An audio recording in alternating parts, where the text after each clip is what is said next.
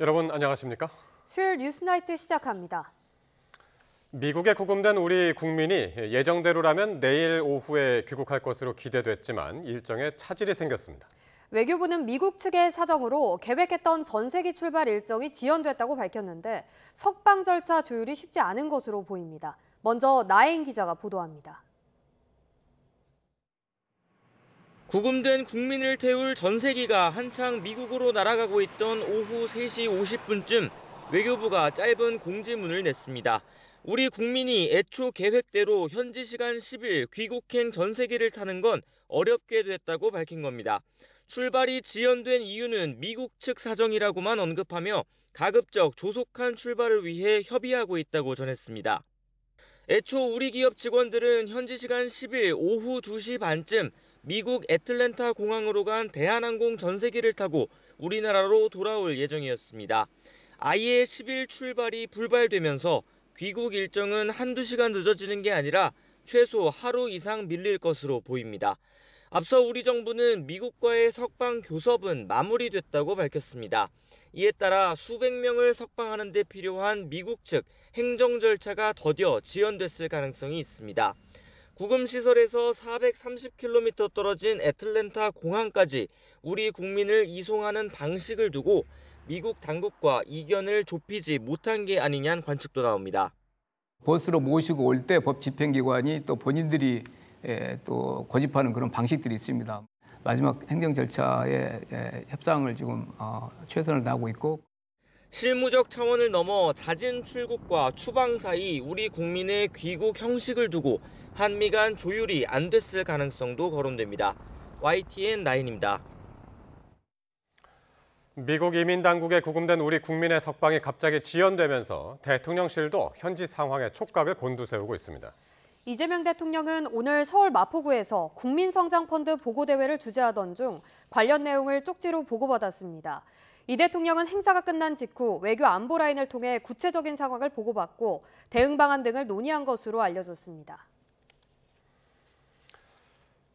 억류됐던 우리 국민은 잦은 출국 형식으로 돌아오고 또 미국에 재입국할 때는 불이익을 받지 않도록 하겠다는 게 우리 정부의 설명입니다. 하지만 이 같은 방안은 아직 확정되지 않았고 정부는 최선의 노력을 다하고 있다는 입장인데 오늘 밤에 있을 한미 외교장관 만남에서 결정될 것으로 보입니다. 홍성기 기자가 보도합니다. 조현 외교부 장관은 미국으로 향하기 전 이번에 구금된 우리 국민이 미국에 다시 들어갈 때 불이익이 없도록 대강의 합의가 이루어졌다고 밝혔습니다. 향후 5년간 미국 입국 금지 조치를 받게 됩니까? 그렇지 않은 방향으로 협상이 잘 진행되고 있음을 말씀드립니다. 그러나 최종 합의 소식은 들려오지 않았고 미국의 이민정책 수장의 입에서는 오히려 잦은 출국을 부정하는 발언까지 나오기도 했습니다. We are following the law. They are going to be deported. A few of those had criminal activity beyond just being here past final removal orders, and they will face the consequences for that. 미국 현지의 우리 기업인들을 만난 조현 장관은 잦은 출국하는 우리 국민의 재입국에 불이익이 없도록 여전히 노력 중이라고 밝혔습니다. 아직 미국 정부로부터 최종적인 확답을 받지 못했다는 얘기입니다. 서둘러 간 미국에서는 방미 일정 첫날 루비오 미 국무장관을 만나지도 못했습니다. 조 장관은 현지 시간 10일 오전 루비오 장관과 만날 예정인데 이 자리에서 관련 논의가 매듭지어질 가능성이 큽니다. 조 장관은 또 한국인 전문 인력들을 위한 비자 신설이나 쿼터 확대까지도 요구할 계획입니다. 그런 문제점을 저희들이 인식하고 있었고 이번 일을 계기로 제가 방미해서 협상의 시작을 하려고 합니다. 한미 정상회담 후 한 달도 지나지 않아 빚어진 파열음이 외교장관 만남을 통해 수습될 수 있을지 주목됩니다. YTN 홍성기입니다. 오늘 코스피가 3,317까지 급등하면서 이 45년 만에 가장 높은 고지에 올라섰습니다. 양도세를 부과하는 대주주 기준이 종목당 10억 원 이상에서 50억 원 이상으로 환원될 것이라는 기대감과 뉴욕 증시 강세 바람이 투자 심리를 끌어올렸습니다. 보도에 류환홍 기자입니다. 3270선에서 출발한 코스피가 장중에 1.7% 이상 껑충 뛰어오르며 역대 최고치인 3317을 넘겼습니다. 2021년 6월 25일 기록한 종전 최고치를 4년 2개월여 만에 갈아치웠습니다. 외국인과 기관이 2조 2천억 원 순매수를 해 지수가 급등했고 외국인은 현물과 선물을 합쳐 1조 8천억 원 순매수를 했습니다. 코스피는 3314로 마감했는데 종가 기준으로도 역대 최고치였습니다. 삼성전자는 1.5% 올라 한 달여 만에 72,600원에 올랐고 SK하이닉스는 5.5% 올라 30만 4천 원 고지를 탈환했습니다. 뉴욕 증시 3대 지수가 모두 사상 최고치를 기록한 영향도 있지만 양도세 부과 대주주 기준이 종목당 10억 원 이상에서 50억 원 이상으로 환원될 것이란 기대감이 투자 심리를 달아오르게 했습니다. 양도세 부과 기준에 대해서 11일에 예정된 이재명 대통령의 100일 취임 기자회견에서 기존 원안대로 수정 없이 이루어질 가능성이 높을 것으로 기대가 되고 있기 때문에 이 부분이 정책 기대감으로 작동을 하고 있다라고 볼 수 있을 것 같습니다. 더불어민주당은 최근 자사주 소각 의무화 등을 담은 3차 상법 개정안도 준비하고 있어 정책 기대감은 한껏 고조되고 있습니다. 코스닥도 장중에 1% 오르며 1년 1개월여 만에 833선에 안착했습니다. 코스닥 시장에서도 외국인과 기관이 1,400억 순매수를 하며 지수가 올랐습니다. YTN 유환홍입니다. 무단결제 사건 조사에 나선 정부와 KT가 고객 기록에서 찾아낸 불법 초소형 기지국을 범행 수단으로 지목했습니다. KT는 피해 금액으로 산정된 1억 7천만 원을 고객에게 청구하지 않고 떠안겠다고 했지만 위약금 면제 등 추가적인 보상 방안에는 거리를 두었습니다. 박기환 기자가 보도합니다. KT가 무단 소액 결제의 수단으로 지목한 것은 이른바 불법 초소형 기지국입니다. 지난 5일 단말기 스미싱 공격으로 의심되는 특정 패턴을 찾아내 먼저 접속을 차단했고 이후 피해 고객의 통화 기록에서 KT 소유가 아닌 불법 기지국 아이디로 접속한 흔적을 찾아냈습니다. 반경 10m 안에서 통신 연결을 돕는 장비, 펨토셀과 아이디 체계가 비슷하지만 정확한 형태는 물론이고 어떻게 KT 고객 단말기와 자체 통신망까지 연결될 수 있었는지는 여전히 미궁입니다. 저희가 아직 실물을 보지 않아서 실제 어떤 무선 장치인지는 저희가 이번에 합동조사 결과나 경찰 수사를 통해서 밝혀질 것으로 보고 있고 유사한 유형을 막기 위한 조치를 다 했다고 보시면 될 것 같습니다. 그래서 더 이상 접속 시도는 없는 상태입니다. 대부분의 무단 결제는 상품권 사이트의 ARS 인증을 통해 이뤄진 것으로 조사됐습니다. KT가 확인한 무단 소액 결제는 모두 278건, 피해 금액은 1억 7천만 원에 이릅니다. KT는 피해 사실을 모를 수도 있는 만큼 고객들에게 직접 연락 중이라고 밝혔습니다. 또 무단 결제된 1억 7천만 원을 청구하지 않겠다면서 고객의 금전적 피해는 사실상 없을 것이라고 설명했습니다. 수천억 원대 손실을 볼 수 있는 위약금 면제 등 보상 방안에는 선을 그었지만 정부는 조사 결과를 보고 결정하겠다며 여지를 남겼습니다. 민간합동조사단의 지금 조사 결과에 따라서 저희가 판단을 해보도록 하겠습니다. 그 당시 SK텔레콤에 대해서도 조사를 진행하는 과정에서 그 사태의 심각성이나 이런 것들을 계속 확인하면서 이제 저희가 대책들을 전례 없는 범행, 수법도 알 수 없는 상황에 KT 가입자들의 불안감은 커지고 있지만 KT는 대표의 사과는커녕 홈페이지나 문자 공지 하나 없이 사태가 진정되기만을 기다리고 있는 모양새입니다. YTN 박견입니다. 오늘 오후 경기도 파주에 있는 포병부대에서 폭음 효과를 내는 폭발물이 터져 장병 10명이 다쳤습니다. 모두 군병원과 민간병원으로 후송됐는데 다행히 생명에는 지장이 없다고 합니다. 김문경 기자가 보도합니다. 경기도 파주에 있는 한 포병부대입니다. 오후 3시 20분쯤 이 부대에서 비사격 절차 훈련을 하던 도중 갑자기 폭발 사고가 일어났습니다. 이 사고로 부사관과 병사 등 장병 10명이 다쳐 각각 수도병원과 민간병원으로 후송됐습니다. 육군은 다친 장병들 가운데 부사관 2명은 팔과 다리에, 나머지는 손 부위에 화상을 입은 것으로 파악됐다며 생명에는 지장이 없다고 밝혔습니다. 당시 부대에서는 실제 포탄이 아닌 폭음 소리를 내는 묘사탄을 이용해 훈련을 하던 중이었습니다. 묘사탄은 한 개의 크기가 손가락 굵기인데 여러 개를 모아 포신에 장착한 뒤 터뜨려 포탄 소리를 내는 탄입니다. 이런 효과를 이용해 사격 절차를 숙달하는데 훈련은 실제 사격장이 아닌 주둔지에서 이루어집니다. 사고가 날 당시 묘사탄 주변에는 12명의 장병이 있었던 것으로 알려졌습니다. 육군은 포신에 장착된 묘사탄이 터진 게 아니라 지상에서 폭발한 것으로 보인다며 정확한 사고 원인에 대해서는 군사경찰이 정밀 조사하고 있다고 밝혔습니다. YTN 김문경입니다. 국민의힘 송원석 원내대표가 교섭단체 연설에서 이재명 정부 100일을 퇴행과 역류의 시간으로 규정했습니다. 일당 독재 폭주를 멈추라면서 민주당을 직격하면서도 여러 차례 협치를 언급하며 여지는 남겼습니다. 보도에 박정현 기자입니다. 반응 없는 민주당에 먼저 허리 숙여 인사한 국민의힘 송원석 원내대표는 이재명 정부 100일을 혼용무도, 어리석은 군주가 세상을 어지럽히는 시간이었다고 규정했습니다. 국민의힘 턱밑까지 온 특검 수사에 대해선 탄압과 보복이란 표현으로 반발했습니다. 반기업, 반시장 정책으로 경제도 무너지고 민생도 무너지고 있습니다. 정치 특검을 앞세운 야당 탄압, 정치 보복만 있을 뿐입니다. 송 원내대표는 조국 사면부터 강선우 청문정국, 쟁점법안 강행 처리 등을 조목조목 짚으며 정부 여당의 일방 독주를 강조했습니다. 전매 특허인 내란 정당 프레임을 씌우고 걸핏하면 해산을 운운하며 야당을 겁박한다면서 보수개멸 독재를 구축하려 한다고 주장했습니다. 손에 들고 있는 망치를 내려놓으십시오. 협치를 외치면서 야당 파괴에 골몰하는 표리부동, 양도구육의 국정운영 당장 그만두십시오.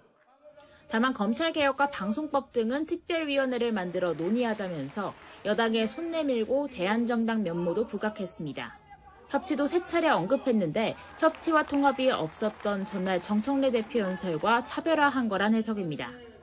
민주당은 50여 분 연설 내내 추임새를 넣으며 크게 야유했고 나홀로 독재당으로 당명을 바꾸십시오. 일부는 내내 휴대전화를 보거나 아예 등지고 앉기도 했습니다.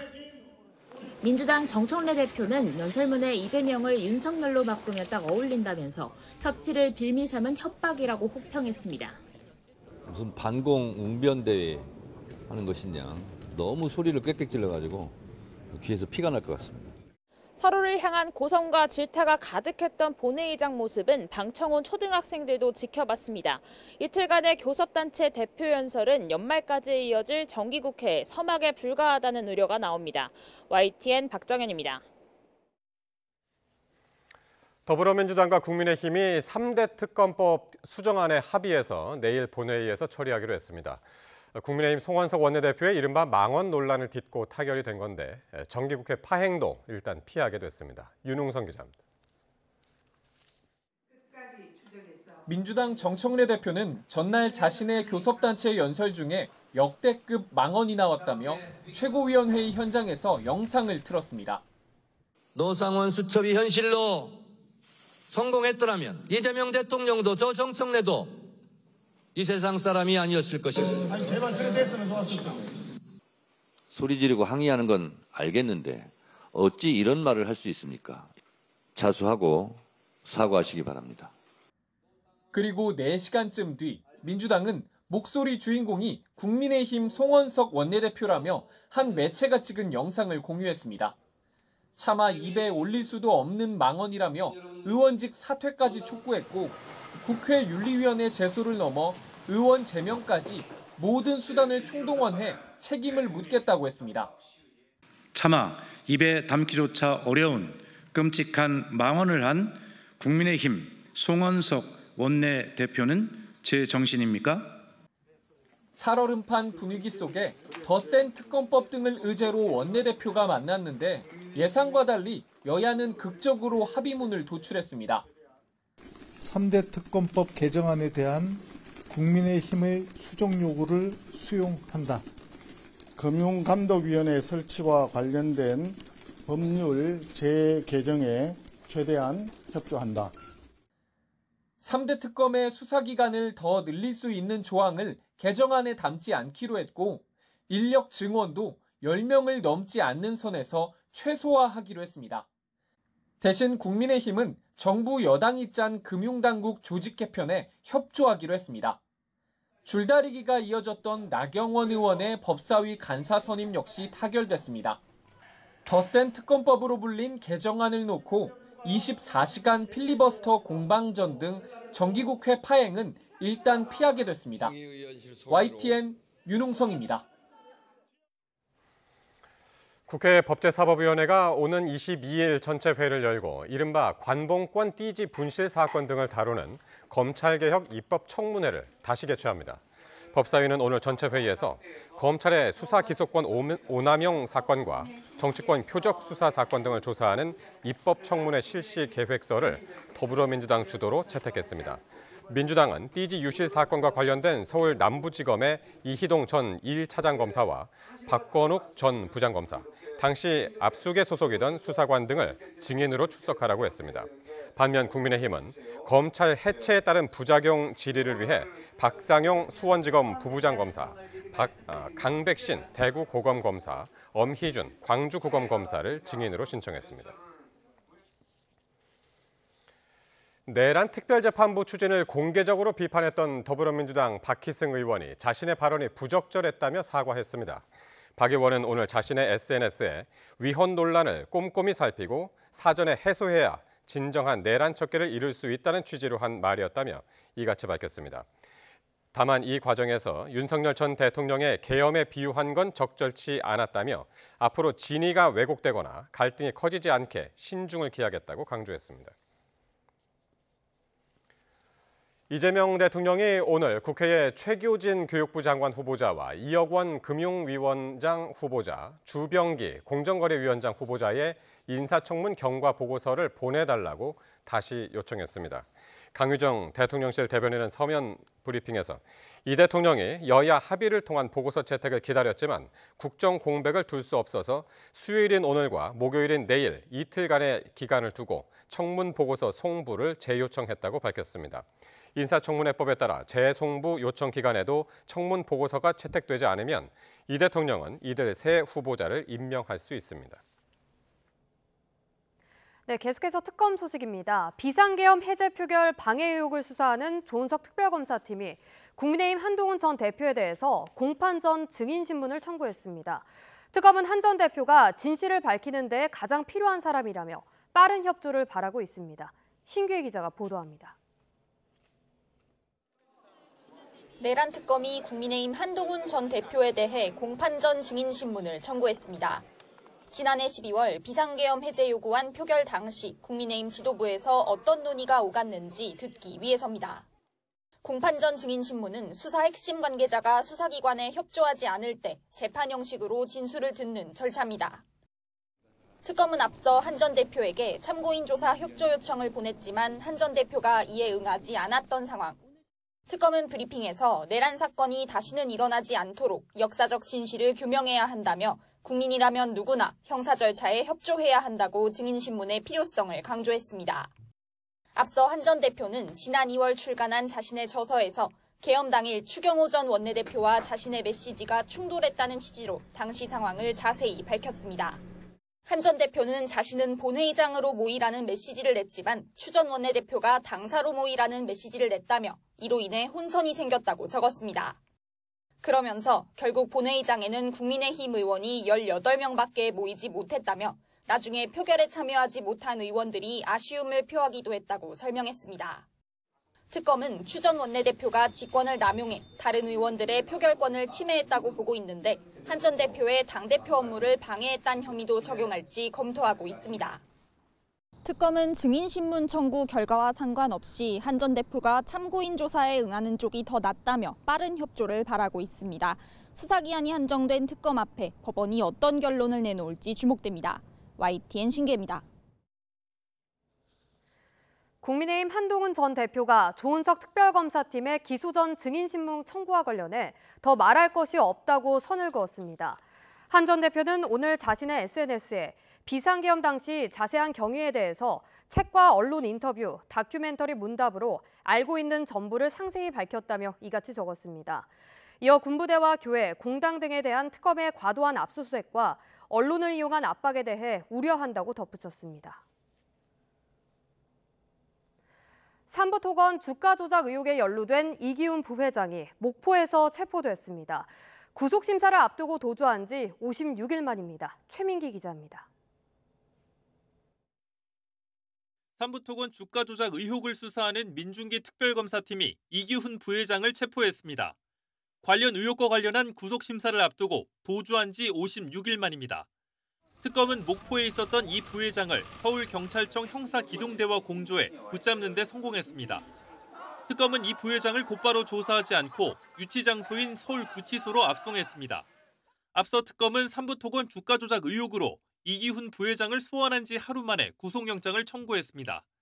하지만 이 부회장은 구속심사에 출석하지 않고 잠적했는데 일항을 시도한다는 관측까지 나왔습니다. 특검은 국가수사본부에 공개 수배를 요청하고 이 부회장의 행방을 쫓는 데 주력해왔습니다.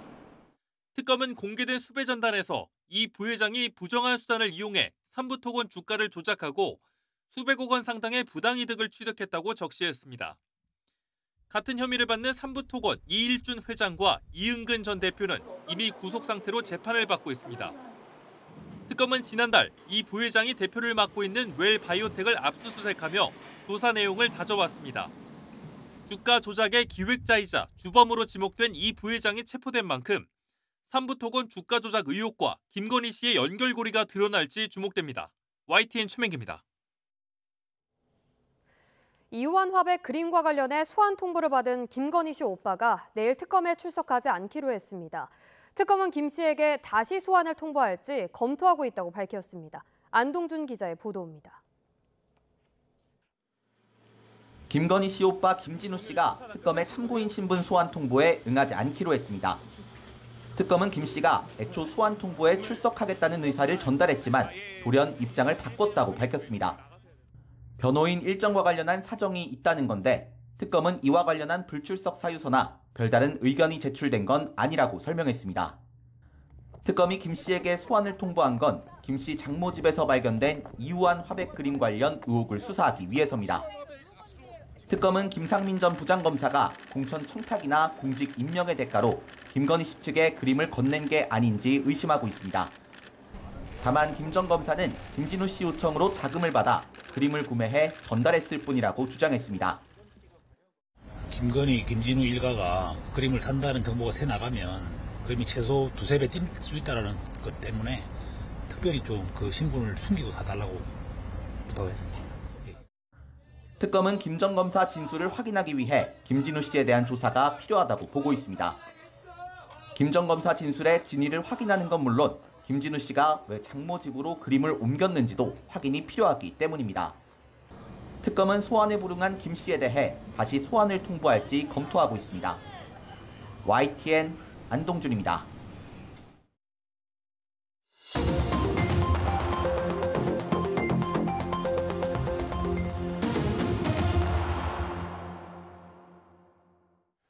정치권 관심 뉴스 짚어보는 포커스 나이트 시간입니다. 오늘은 신현영 전 민주당 의원, 홍석준 전 국민의힘 의원과 함께하겠습니다. 어서 오십시오. 안녕하십니까. 네. 자, 어제 민주당 정청래 대표에 이어서 오늘은 국민의힘 송원석 원내대표가 교섭단체 대표 연설을 했습니다.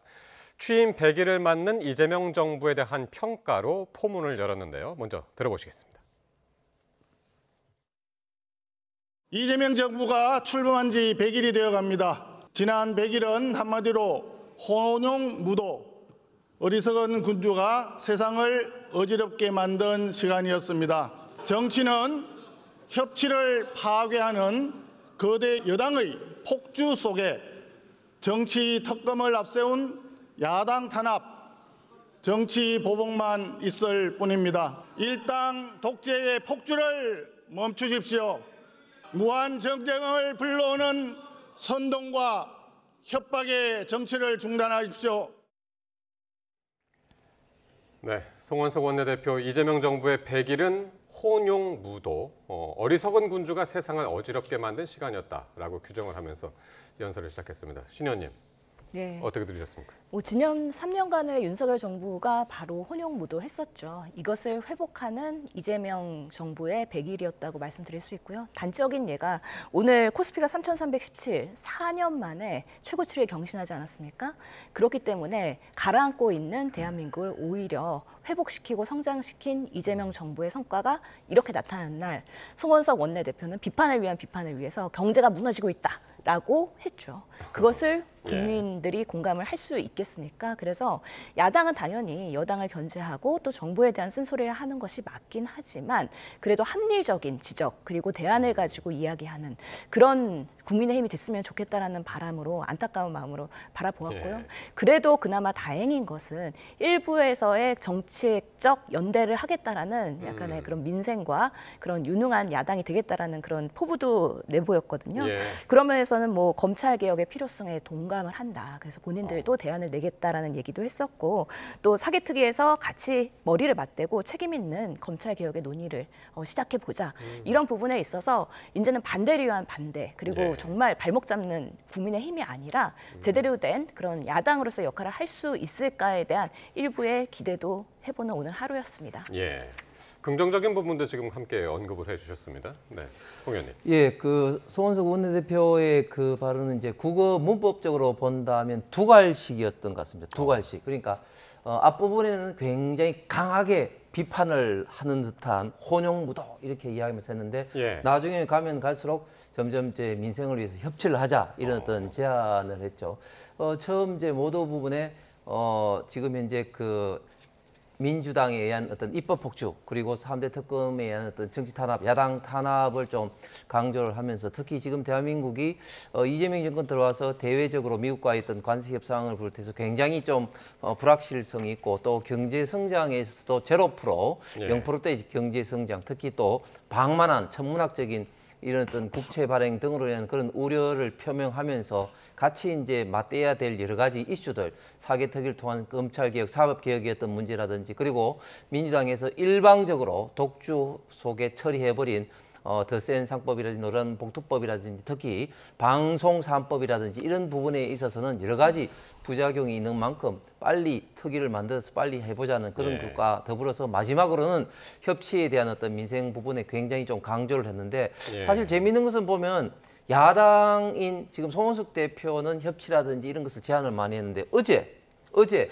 여당 대표인 정청래 대표는 협치라는 한 단어도 없고 그냥 위헌 정당 운운하고 또 뭐 내란 정당 운운하고 하면서 그냥 협박으로 끝마쳤기 때문에 좀 뒤바뀐 것이 아닌가 그런 좀 생각 들었습니다. 그러니까요. 기자들이 또 마구 셌습니다. 또 이제 시간도 쟀고 단어도 셌고 했는데 시간은 뭐 50여 분 정도로 이제 어제 정청래 대표랑 이제 거의 비슷했고 단어 중에서는 이제 이재명 대통령이 한 16차례 나왔다고 그러고요.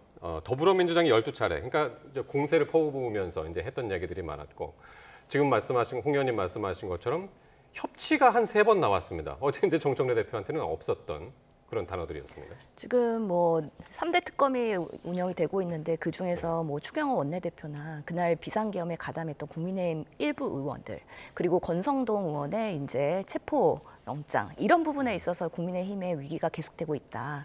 그런 면에서는 지금 이게 뭐 야당 탄압이나 정치 탄압이 아니라 비상계엄과 탄핵에 대한 그런 제대로 된 입장 표명을 못하고 윤 어게인을 여전히 끌어들이고 있는 국민의힘으로서는 딜레마가 분명히 있는 것이죠.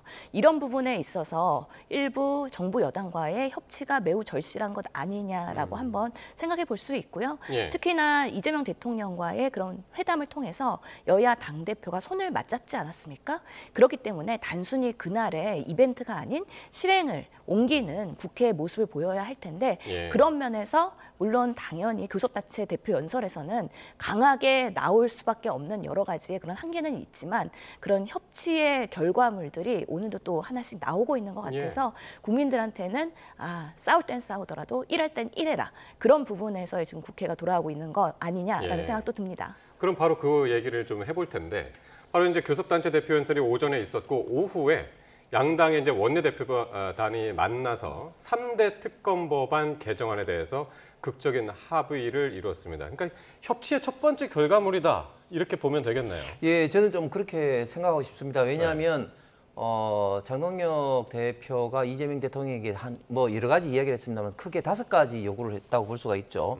민주당의 어떤 입법 폭주라든지 내란 특검에 의한 어떤 이런 어떤 정치 탄압을 좀 멈춰 달라는 거. 그다음에 뭐 최기준 교육부 장관이라든지 이런 어떤 부분에 대해서 또 그 임명을 하지 말아 달라는 거. 그다음에 이 정치 개혁, 특히 검찰 개혁과 더불어서 더 센 특검법 관련해서 뭐 이렇게 좀 하라는 이런 어떤 여러 가지를 요구했는데 그 중에 한 가지는 최소한 이렇게 좀 저는 이제 이재명 대통령도 그리고 민주당도 관심을 가졌기 때문에 이런 합의를 이끌지 않았나 그렇게 생각합니다.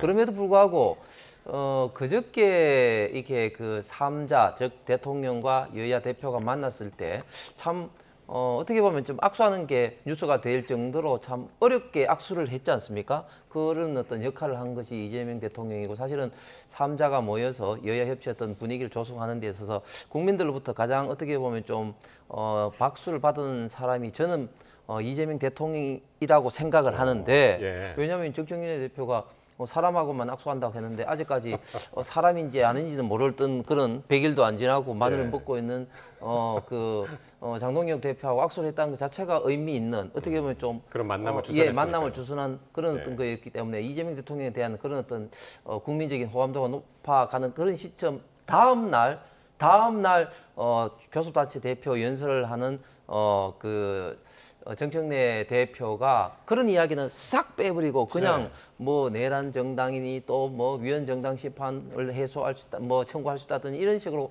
협박을 하면서 협치라는 말을 한마디도 안 함으로써 그저께 3자 만남 자체가 갑자기 싹 사라졌거든요. 그래서 어떻게 보면 이재명 대통령의 노력에 대해서 정청래 대표가 찬물을 휙 끓는 그런 형국이었는데 오늘은 이 특검법 관련해서 조금 합의가 된 것은 그나마 좀 다행으로 보입니다. 제가 봤을 때는 상당히 양보를 많이 한 겁니다. 이재명 대통령께서 더 큰 힘을 가진 여당이 양보를 많이 해야 된다고 얘기를 하셨잖아요. 그러면서 이 3특검에 대한 합의가 된 것은 그 내용 좀 한번 좀 짚어주시죠. 실제로 이 특검 기간을 특검의 재량에 따라서 30일 더 연장할 수 있는 것인데요. 이거를 삭제를 했고요. 그리고 수사기관에 대한 인력 증원에 대한 부분도 있었는데 수십 명을 증원하는 게 아니라 필요 인력에 대한 증원. 그래서 유상범 수석의 설명으로는 각 특검당 10명 미만으로 증원하는 거니까 30명 미만이다라고 얘기를 했는데 그렇다면 이 수정안이 이제 확실하게 나오고 11일 날 이제 표결이 붙여지면서 정말 합의안 그대로 지켜지는지 좀 더 지켜볼 요량이 있긴 하겠습니다만 민주당의 입장에서는 지금 특검 수사, 특히 김건희 특검이나 이런 부분에 있어서는 여전히 진행 중인 사안들이 너무 많아서 기간의 연장과 그리고 수사 인원의 확대가 매우 중요하다고 생각하고 있는 부분들이거든요.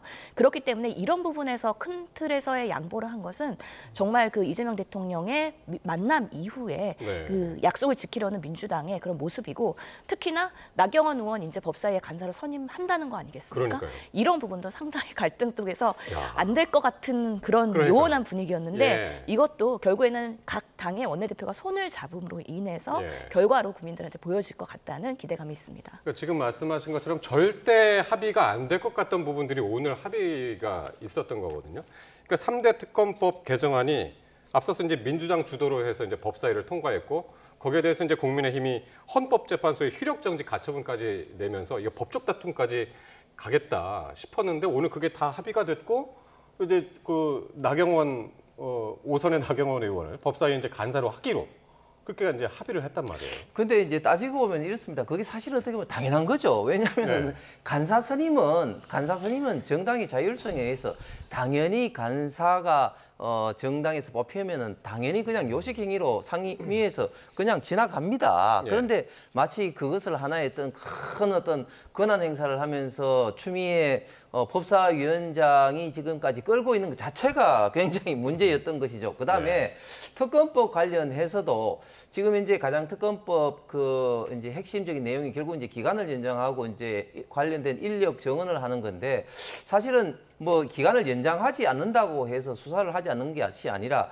특검이 끝나면 이제 검찰에서 그것을 받아가지고 당연히 이제 또 수사를 계속 합니다. 그렇기 때문에 지난 2017년도 국정농단 때에도 결국 이제 특검이 이제 기간이 종료하고 난 다음에 이제 중앙지검에서 그걸 받아서 계속 했죠. 그렇기 때문에 사실은 이게 당연함에도 불구하고 마치 뭐 지금 민주당이 큰 양보를 한 것처럼 이야기하는 것은 잘못된 것이고 오히려 민주당이 이렇게 하는 게 저는 오히려 더 국민들로부터 저는 알겠습니다. 그나마 그래도 욕을 좀 덜 먹는 어떤 그런 어떤 태도인 것 같습니다. 저는 동의하지 않는데요. 사실은 나경원 의원이 간사 선임되는 거는 본인이 초선은 가만히 있어 이러면서 불을 지폈잖아요. 그래서 스스로 간사로서의 그런 자기가 없음을 오히려 망언을 통해서 지금 국민들한테 보여줬는데 그럼에도 불구하고 이제 간사로 선임이 되는 거고요.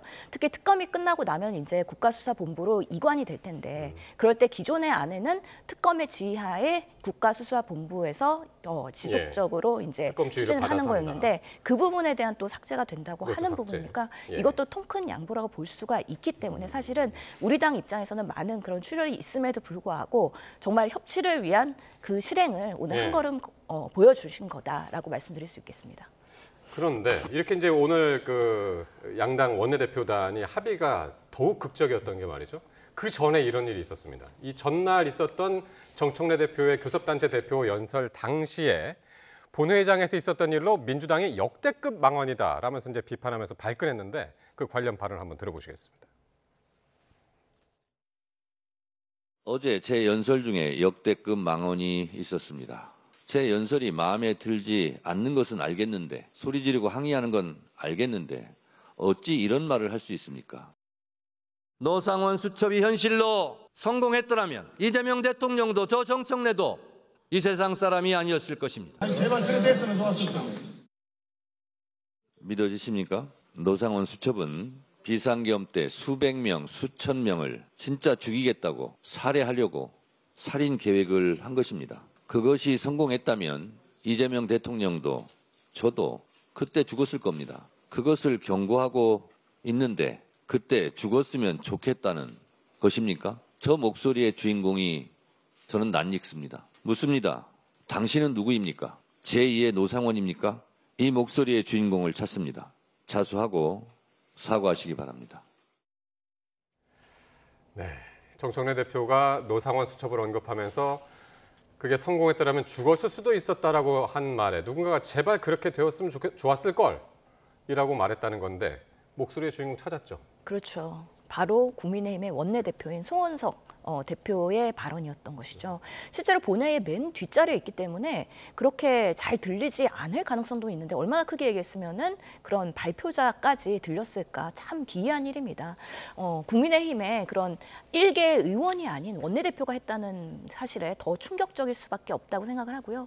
실제로 노상원 수첩에 그대로 수행이 됐다 그러면 500명의 사살 계획이 있지 않았습니까? 예. 여의도에서 30명에서 50명의 그런 대상자가 있었고요. 뭐 한동훈 대표를 포함한 그런 여러 정치인들이 있었을 텐데 비상계엄이 그러면 결국에는 성공했어야 되는데 아쉬움을 표현하는 것인지 아니면 여기 보이는 민주당의 주요 인사들이 정말 사라졌어야 되는데 여전히 남아있어서 안타깝다는 것인지 정말 송원석 대표는 오늘 협치를 여러 번 얘기했지만 양두구육의 모습을 보인 거는 본인 스스로다. 그리고 이 부분에 있어서는 단순히 실수로 지나가기엔 너무 큰 사건이고 국민적 공분을 일으킬 수 있기 때문에 정치인으로서는 충분히 그냥 사과하고 이런 부분에 있어서는 털고 가지 않는다면 앞으로 정기 국회에 지금 100일 정도 될 텐데요.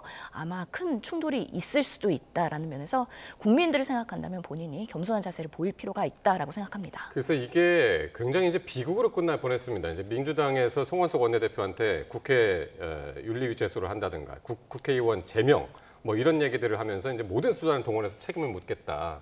이렇게 상당히 이제 격앙이 되는 그런 분위기에서 오후에 이제 3대 특검법 개정안에 대해서 이제 합의를 이뤘단 말이죠. 어떻게 보면 이제 해피엔딩으로 끝났습니다. 예, 끝난 건지 모르겠습니다. 아직까지는. 예, 뭐 아직까지 뭐 완전히 끝나지는 않은 것 같고 그럼에도 불구하고 이제 그 특검법 개정안에 대해서 합의를 이루기 때문에 뭐 사실상 뭐 상당 부분 이제 누그러졌다고 볼 수가 있는데 사실 그런데 그 국회에서 결코 뭐 이런 모습들이 참 좋은 모습은 아닌데 상임위라든지 본회의에서 양당이 어떤 발언을 할 때 거기에 대해서 강하게 뭐 반발하고 욕설하고 하는 것이 사실은 비일비재합니다. 비일비재한데 그것을 싹둑 잘라가지고 막 하면은 굉장히 좀 나쁜 것처럼 보이는데 그런데 그 이제 전체적인 어떤 맥락을 좀 우리가 좀 봐야 될 것 같은데 예를 들면 나경원 의원의 또 초선 가만히 있어는 이런 표현을 한 것도 그 앞에 본인이 왜 그 지금 현재 그 간사 선임을 추미애 위원장이 하지 않느냐에 대해서 국회 어떤 법이라든지 관리에서 설명을 하고 있는데 상대방들이 특히 조국 혁신당의 박은정 의원이라든지 초선 의원들이 막 말하고 있는데 막 이야기를 하니까 그 화가 나서 그런 이야기를 한 거 아니겠습니까? 그런데 저는 과연 저 말이 그 조금 전에 그 정청래 그 대표가 말한 저 말 바로 뭐 하고 매칭이 되는지는 뭐 정확하게 모르겠습니다. 그런데 지금 이 시점에서 하고 싶은 말은 뭐냐면 지금 노상원 수첩을 계속해서 강조를 하는데 아니 어떤 그 사람이 자기 어떤 생각을 적은 어떤 그런 걸 가지고 계속해서 이런 식으로 제가 볼 때는 좀 악용을 하는 게 맞는 것이지 노상원이라는 사람이 어떤 사람입니까? 2018년도에 이미 정보사령관으로서 이제 그만두고 퇴임을 하고 사실은 아무런 지금 현재 군의 어떤 직함도 없는 일반인인데 그런 어떤 사람이 어떤 수첩을 가지고 마치 그것이 국가 기밀인 마냥 그리고 그게 윤석열 대통령이 앞으로 추진할 어떤 계획인 마냥 계속해서 그것이 사실인 것을 전제로 하고 정청래 대표도 이야기할 때 그것을 인용하는 것은 저는 대단히 부적절하다고 보고 저는 이런 어떤 부분에 대해서 앞으로도 민주당에서 인용을 하더라도 정말 이런 어떤 걸 가지고 그 인용을 하면서 그 윤석열 대통령이나 특히 국민의힘을 좀 공격하는 것은 전혀 근거가 없는 어떤 것이라고 생각을 합니다. 저는 동의할 수가 없는 게요. 실제로 노상원 수첩이 왜 그러면 국민적 관심을 갖게 됐느냐. 롯데레에서 CCTV가 공개되지 않았습니까? 그날 노상원 씨가 결국에는 성비위로 그렇게 군에서 물러난 사람에도 불구하고 현직 장교들이 둘러앉아서 노상원이 얘기하는 것들을 열심히 받아 적었다. 그런 모습들이 다 국민들이 이미 보았고요. 실제로 비상검이 실패하고 나서 김영영 장관이 누구한테 전화했습니까? 노상원한테 전화해서 그래서 이제 어떻게 해야 되는데? 라고 물어봤다는 거 아니겠습니까? 결국에는 이 비상계엄에 대한 사전 모의 그리고 그 이후의 계획까지 노상원 씨가 상당히 많이 개입한 거 아니냐에 대해서 의심을 거둘 수가 없기 때문에 특검이 그런 부분 당연히 조명을 해야 되는 것이고요. 그렇기 때문에 그 수첩 안에 있었던 500명의 사살 계획에 대해서도 정말 비원 벙커에 그 많은 사람들을 가두려고 이렇게 막 테이블 타이랑 이런 것들이 다 노출되는 이런 끔찍한 우리 국민들의 공포를 여전히 되새길 수밖에 없다. 그에 대한 책임도 물어야 된다고 생각합니다. 지금 노상원 수첩 가지고 이렇게까지 이제 깊게 얘기할 건 아니었는데 어쨌든 오늘 국회에서 있었던 일 가지고 이제 얘기를 하다가 어쨌든 이 국회에서 이게 싸움하는 거 보면은 약간 이제 집안 싸움하는 것 같기도 해요. 그러니까 뭐 부부 싸움할 때 이제 속에 없는 말이 이제 툭 튀어나오고 나중에 이제 후회하기도 하고 그거를 이제 꼬투리 잡아가지고 이제 또 계속 이제 번지는 그런 싸움들이 국회 모습과 좀 비슷하지 않나. 저희 집안 얘기하는 건 아니고요. 예, 정치인이 그래도 품격은 있어요. 그래서 서로한테 신의를 저버릴 수 있는 그런 혼잣말들은 매우 조심해야 된다라고 생각합니다. 알겠습니다. 자, 민주당의 이제 곽상원 의원이 이 김어준 씨에 대한 비판을 했었죠. 거듭해서 이제 그런 얘기를 했는데 최민희 의원이요. 여당 의원들이 모인 단체 대화방에서 말을 바로 하라. 그러면서 이제 쓴소리를 쏟아낸 것으로 전해졌습니다. 이거는 그 신 의원께서 어떻게 지금 전해 듣고 계신지. 네, 뭐 워낙에 그 의원들이 170여 명 되다 보니까 텔레방에서 다양한 의견들이 쏟아지기도 하고 서로 싸우기도 하고 비난하기도 하고 또 그 부분에 있어서 설명도 하고 그렇게 하는 상황들이 비일비재한 것은 사실입니다. 지금 곽상원 의원이 김어준 씨의 뉴스공장 그 비대해진 어떻게 보면 미디어 파워에 대한 비판하는 글을 여러 번 페이스북에 게재를 하면서 일이 반로가 된 것인데요. 결국에는 많은 의원들이 김어준 뉴스공장에 출연해서 머리를 조아리면서 그런 유튜브 권력에 너무 맹종하는 거 아니냐 이런 부분에 있어서 개선이 필요한 거 아니냐에 대한 그런 문제 제기를 한 것이고요. 이 부분에 있어서 최민희 의원은 사실 지금 방송통신 과방위 위원장 아니겠습니까? 그렇기 때문에 방송에 대한 장점도 있지만 실제로 유튜브에 대한 장점도 있기 때문에 무조건 비난하는 거는 사실은 맞지 않는다에 대한 반론을 제기한 것입니다. 실제로 여러 공영방송들에서는 항상 출연하게 되면 충분한 설명이나 발언의 기회가 제한되는 것도 사실입니다. 그래서 요즘에는 많은 지지자들이 유튜브를 통해서 한 사람이 출연하고 충분히 이야기할 수 있는 기회를 제공받는 그런 미디어를 선호하는 것도 사실이고요. 이전에 이재명 대통령도 이제 후보 시절에 여러 미디어들의 유튜브에 출연하면서 실제로 평소에 공영방송에서 하지 못하는 이야기들을 많이 하면서 나름 허심탄회한 이야기들을 하고 지지세를 올리기도 했었는데요. 모든 미디어에는 장점과 단점이 있다고 생각을 합니다. 근데 너무 이 미디어 파워가 커지다 보니까 오히려 정치를 서포트하는 게 아니라 오히려 견인하고 있다. 이런 부분에 있어서의 여러 가지 다양한 해석들이 있을 수 있고요. 이런 부분에 있어서의 요즘에 그런 유튜브에 대한 선용 그리고 악용에 대한 여러 치열한 디베이트는 뭐 건설적으로 필요하다고 봅니다. 예. 홍 의원께서는 이제 지난번에 이제 민주당 전당대회 때 이 김어준 씨 얘기 많이 했었잖아요. 그렇죠. 예. 지금 우리 대한민국의 지금 미디어 환경이 지금 급변하고 있는데 지금 우리가 지금 방송하고 있는 방송과 그리고 이제 유튜브는 지금 통신의 영역으로 되면서 방송에는 여러 가지 어떤 제약 규제가 다른 데 비해서 유튜브는 상대적으로 자유스럽게 이야기를 하고 또 많은 어떤 시간을 직접적인 어떤 당사자들 특히 지지자들과 할 수 있기 때문에 유튜브에 있던 영향이 갈수록 좀 커져가는 것 같고 뭐 그런 것들이 뭐 좌우 보수 진보를 떠나서 우리 대한민국과 우리 전 세계적인 그런 상황인 것 같은데 그런 것들이 뭐 반드시 뭐 좋은 면만 있는 것이 아니라 확정 편향적인 자기가 듣고 싶고 보고 싶은 어떤 정보가 누적됨으로써 어떻게 보면 진영 간의 갈등을 더욱더 공고히 하는 그런 또 문제도 있는 것이 사실입니다. 그럼에도 불구하고 지금 실질적인 어떤 영향이 갈수록 커져가고 있고 특히 김어준 씨에 대한 영향력은 뭐 진보 좌파 진영에서 거의 뭐 절대적이라 할 정도로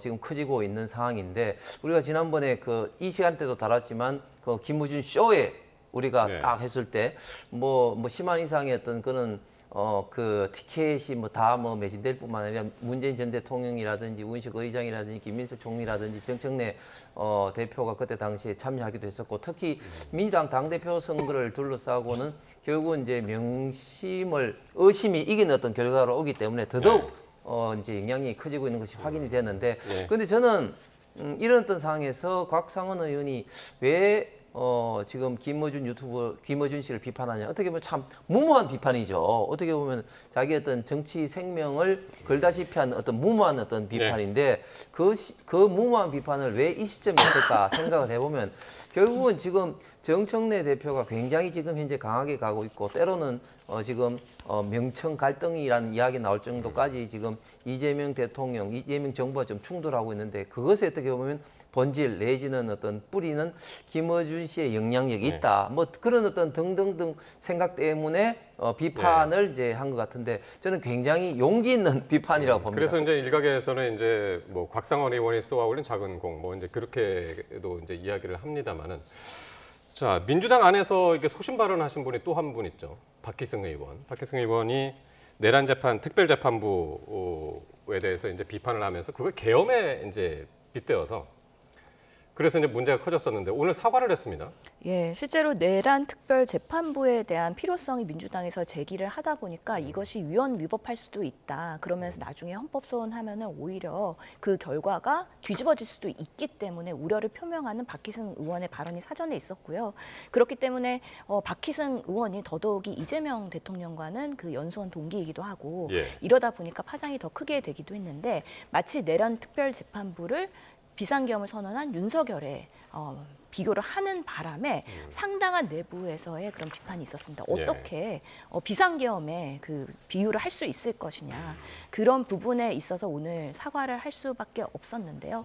아무래도 내란 특별재판부에 대한 위헌 논란, 위헌이 없다. 전담부로 하면 된다. 대안을 여러 가지를 내고 있는 상황인데 결국에는 사법부의 중립성이나 독립성에 불신이 있기 때문에 그런 대안으로서 하나가 제기되고 있는 것 아니겠습니까? 아직까지는 당론으로 채택되는 정도까지 진행되진 않았는데요. 법사위 소위에서 지금 논의 중이죠. 예, 검토를 하고 있는 중이고 지기현 판사의 그런 정치적인 뭔가 중립성에 그런 불신이 상당하기 때문에 지금의 윤석열 재판을 지기현 판사가 하는 거에 대해서 정당하느냐에 대한 국민적 요구를 이런 내란 특별 재판부의 필요성으로 민주당은 얘기하고 있는데 이를 지적을 하는 부분에 있어서의 내부에서 상당한 그런 문제점들이 또 의원들의 단톡방에서 있었던 것이고요. 비유가 부적절했다. 박희승 의원은 그런 면에서 오늘 사과를 한 것입니다. 그러니까 이제 정치권의 개입이 이제 큰 내란 특별재판부는 이제 옛날 이야기가 됐고 민주당 안에서 이제 내란 전담재판부, 이게 사법부가 이제 좌우하는 대법원장이 이제 임명을 하게 되는 그런 형식을 지금 그 민주당에서 논의하고 있는데 어쨌든 그 부분에 대해서 내란 재판부에 대해서 이제 비판을 하는 과정에서 있었던 일인데 이게 앞으로 어떻게 결론날까? 이게 대통령실에서도 지금 여기서 이제 긍정이라든가 부정이라든가 뭐 이런 얘기를 지금 안 하고 있거든요. 예, 저는 박희성 의원의 사례를 보면서 예. 민주당에는 민주가 없구나 하는 그런 생각을 가지게 됐습니다. 왜냐하면 박희성 의원이 저희가 볼 때는 정말 똑바른 말을 한 겁니다. 박희성 의원이 판사 출신이기 때문에 이런 문제에 대해서는 누구보다도 잘 알고 있고, 특히 우리 지금 대한민국 헌법의 가장 중요한 것은 국민 주권을 지키기 위해서 결국은 크게 보면 자유민주주의와 권력 분립 그리고 법치주의를 이제 구현을 하고 있는데, 법치주의의 가장 핵심이 뭡니까? 결국은 사법부에 관련된 사항은 대법원장 중심으로 사법부 자율적으로 구성을 하도록 되어 있는데 이 내란 특별재판부는 뭐 그게 이름이 내란 전담 재판부지 어쨌든 특별 재판부에 대해서는 그 정치 권력 그 입법부가 정식으로 개입을 할 수밖에 없는 그런 어떤 구조이기 때문에 권력 분립과 법치주의의 정면으로 위배되는 것이죠. 그렇기 때문에 이런 것들이 설사 국회에서 만들어지더라도 위헌 법률 심판에 가게 되면 위헌 어떤 결정이 날 가능성이 많다는 당연한 어떤 우려, 그리고 그렇게 된다면 민주당이 짊어질 후폭풍이 어마어마하다는 어떻게 보면 사전 경고를 했는데 거기에 대해서 민주당 내에서든 반발이 굉장히 좀 심하게 되니까 어쩔 수 없이 좀 사과 표현을 한 것 같은데, 저는 대통령실도 똑같이 이런 어떤 측면에서 굉장히 많은 어떤 고민을 할 것 같고 결국은 제가 볼 때는 쉽게 아마 결정을 하지는 못할 것 같습니다. 근데 이런 모습들이 민주당에 민주가 있다는 거죠. 결국에는 특위 회의에서 소신 발언한 거 아니겠습니까? 그렇기 때문에 본인이 사과한 것은 본인의 의견을 접겠다는 게 아니고요. 비유가 부적절했다는 것입니다. 그래서 본인의 그런 의견들에 대해서는 당연히 가만히 될 것이다라고 생각합니다. 예. 아까 이제 김어준 씨 얘기를 했었는데 그 대척점에 있는 사람이죠. 전한길 씨. 이렇게 얘기하면 이제 서로 그렇지 않다라고 이제 뭐 기분 나빠할 수도 있겠습니다만, 국민의힘 초선들이 전한길 씨는 그 유튜버를 향해서 비판을 계속 하고 있는데, 전한길 씨가 뭐 집회 현장에 오면은 중진 의원들이 90도 폴더 인사를 한다. 이게 기괴하다라고 오늘 또 비판을 했습니다. 김용태 의원. 이 부분은 어떻게 보십니까? 글쎄요, 저도 뭐 전한길 씨와 같이 뭐 행사를 많이 했는데 그렇게 뭐 친한 사람들은 많았지만 그렇게 폴드 인사를 한 사람은 못 봤는데 잘 모르겠습니다. 그런데 전한길 씨가 지금 뭐 탄핵 그 전국에서 빅스피커로 부상을 했고 지금은 또 뭐 유튜브로 이제 활발하게 활동을 하고 있지만, 글쎄요, 저는 그 지금 진보 좌파 진영에서 조금 전에 우리가 이야기했던 뭐 김어준 씨라든지 이런 분들, 이런 사람들하고는 지금 완전히 게임이 되지 않는다. 제가 뭐 구체적으로 좀 수치를 이야기하면 지금 조회수 같은 경우 지금 김어준 씨 같은 경우는 뭐 동접자가 30만에 평균 어떤 그 컨텐츠를 올리면 한 200만 내외의 조회수가 있거든요.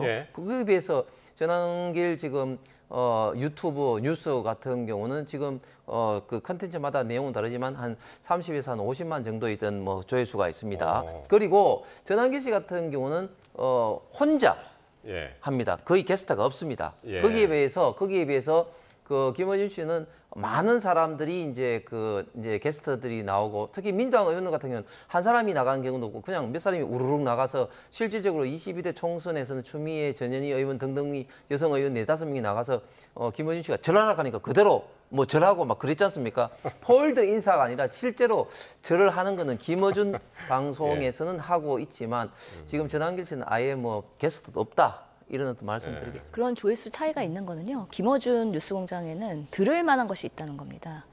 그렇기 때문에 콘텐츠가 판판하고 출연자들에 대한 그런 실제로 국회 내에서 이야기하는 뒷이야기들, 후일담들 그리고 자세한 이야기들을 설명으로 들을 수 있기 때문에 훨씬 더 그런 퀄리티 면에서는 전한길 씨의 유튜브보다 차이가 있을 수밖에 없다는 생각이 들고요. 전한길 TV에서의 그런 내용들은 결국에는 뭐 비상계엄 옹호하고 윤석열, 김건희 옹호하고 이런 부분에 있어서 얼마나 많은 사람들이 그 내용을 수용하고 공감할 수 있겠습니까? 그렇기 때문에 당연히 조회수나 구독자 수가 차이가 있을 수밖에 없다라는 말씀 드리고 싶습니다. 홍 의원님. 전한길 씨가 지금 미국에 있는 거죠? 미국에서 미국에 언제 갔냐면 이게 한미 정상회담 때 갔었잖아요. 바로 직전에 갔던 거죠. 그때 갔었고 아직까지 미국에 있는 것으로 알려졌는데 그 중간에 이제 미국에서 방송도 하고 유튜브 방송도 하고 그러면서 무슨 얘기를 했냐면 미국 현지에서 망명 제안을 받았다라는 얘기도 했어요. 근데 그게 어떻게 지금 이어지고 있냐면 김재섭 의원이 방송에서 이런 얘기를 했죠. 장동혁 대표가 전환기 씨를 버린 것 같다라고 해서 그 이야기가 지금 이렇게 이어지고 있거든요. 망명 얘기하고. 그게 뭐 그대로 이어지기보다는 이제 예. 김재섭 의원이 이야기한 것은 이제 장동혁 대표가 사실은 이제 그 선거 때 이야기했던 강성했던 발언에서 지금 당대표가 되고 난 다음에는 우파 강성 보수 유튜브에 있던 주장에서 휘둘리지 않게 조금씩 이제 무게를 좀 잡고 가고 있다. 예. 뭐 그런 어떤 취지로 좀 이야기를 한 것 같고 지금 전한길 강사가 계속해서 미국에 있는 것은 단순하게 제가 볼 때는 뭐 미국에서 유튜브뿐만 아니라 지금 미국 내에서 여러 사람들을 미국에 있는 유력 뭐 정치인도 그렇고 여러 사람들 만나고 또 여러 어떤 컨퍼런스에 참여도 하고 하는 것 같습니다. 뭐 그런 어떤 예. 등등등 이유 때문에 계속해서 미국에 좀 체류하고 있는 것 같고 그러면서 또 자연스럽게 뭐 또 손현보 목사가 또 공교롭게도 지금 또 구속이 지금 되고 있지 않습니까? 뭐 그런 어떤 입장이기 때문에 본인은 더 결연하게 그 유튜브 방송을 뭐 통해서 지금 싸우겠다 뭐 그런 어떤 취지로 뭐 이야기하는 와중에 뭐 망명 이야기 그런 게 나온 것 같습니다. 포커스를 장동혁 대표한테 다시 좀 맞추자면은 그 김재섭 의원 이야기가 맞습니까? 그 밖에서 보시기에는 어떠세요? 가능성 있죠. 왜냐하면은 장동혁 대표 입장에서는 아예 잘라내지는 못하더라도 전환기 씨와 거리 두기는 할 것으로 예상이 됩니다. 뭐 의병이라고 지칭한 것 자체가 네. 당 내에서보다는 당 밖에서 싸워달라는 하나의 그런 거리 두기의 규정이라고 할 수도 있고요. 전환기 씨 뭐라고 했습니까? 나를 등에 업어야 공천받을 수 있다 그랬잖아요. 당대표의 그런 뭔가 월권하는 발언을 하기도 하고요. 네. 대구시장 이진숙 나가면 내가 양보할 수 있다? 이런 말도 하지 않았습니까? 본인이 마치 당내에서 공천권이 있는 것처럼 그런 오버하는 행태에 대해서 장동혁 당대표도 당연히 불편할 수밖에 없고요. 거리 두기를 할 수밖에 없는데 네. 그럼에도 불구하고 전당대회 이런 극우, 강성 지지자들의 청구권들은 계속 날라올 겁니다. 그렇기 때문에 고성국 TV에서도 30명의 그런 공천 지분 내놔라 이런 얘기들을 하고 있지 않습니까? 그런 부분을 어떻게 컨트롤하면서도 하루에 1도씩 변하면서 국민들한테 다가갈지에 대한 딜레마가 여전히 남아있는 상황인 것이죠. 예. 마지막으로 조국 혁신당 이야기를 안 할 수가 없습니다. 지금 이제 창당을 함께 했었던 인사들이 잇따라 탈당을 선언하고 있는데요. 그 중에서 이제 은우근 상임고문이 오늘 탈당을 선언했고, 앞서서 장영승 역시 이제 그때 창당 준비위원장이었습니다. 공동 창당 준비위원장 두 분 다. 이분도 이 조국 원장의 행보를 비판하면서 지금 개국 공신들이 다 등을 돌리는 그런 상황에서 조국 원장이 내일이면은 비대위원장으로 선임이 될 것 같습니다. 네.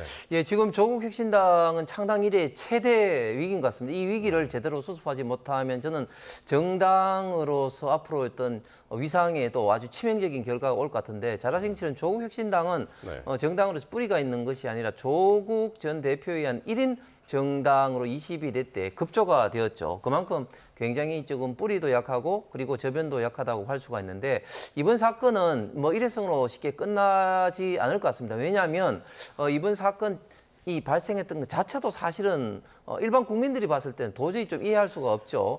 첫 번째 이제 성추행 사건이 일어났을 때가 조국 전 대표가 유죄 확정 판결이 대법원에서 됐을 때 노래방에서 이제 사건이 일어났고 그다음에 또 두 번째는 또 탄핵 정국에서 삼보 일배를 하면서 일어났는데 일단은 이런 어떤 사건이 일어나는 시점에 대해서도 일반 국민들은 이해할 수는 없지만 그러나 그 이후에 수습하는 과정에서는 더더욱 이해할 수 없을 정도로 조국 전 대표가 뭐 본인은 그때 뭐 감옥에 있었던 영어의 몸이라고 했지만 본인이 과거에 했던 비판해왔던 것, 즉 대주주로서 지금 현재 지위가 없는 기업 총수도 그 당일 책임이 있다고 하는 그거가 똑같이 대주주인 지금 조국 전 대표가 처음에는 아무런 어떤 책임이 없는 것처럼 자꾸 이제 발뺌을 했지 않습니까? 뭐 물론 마지막에는 페이스북에 사과도 했습니다만 그런 어떤 과정에서 있던 실망감 그리고 2차 가해 이런 것들이 폭발적으로 되면서 지금 조국 혁신당과 그리고 조국 전 대표에 대한 어떤 국민적인 이미지는 정말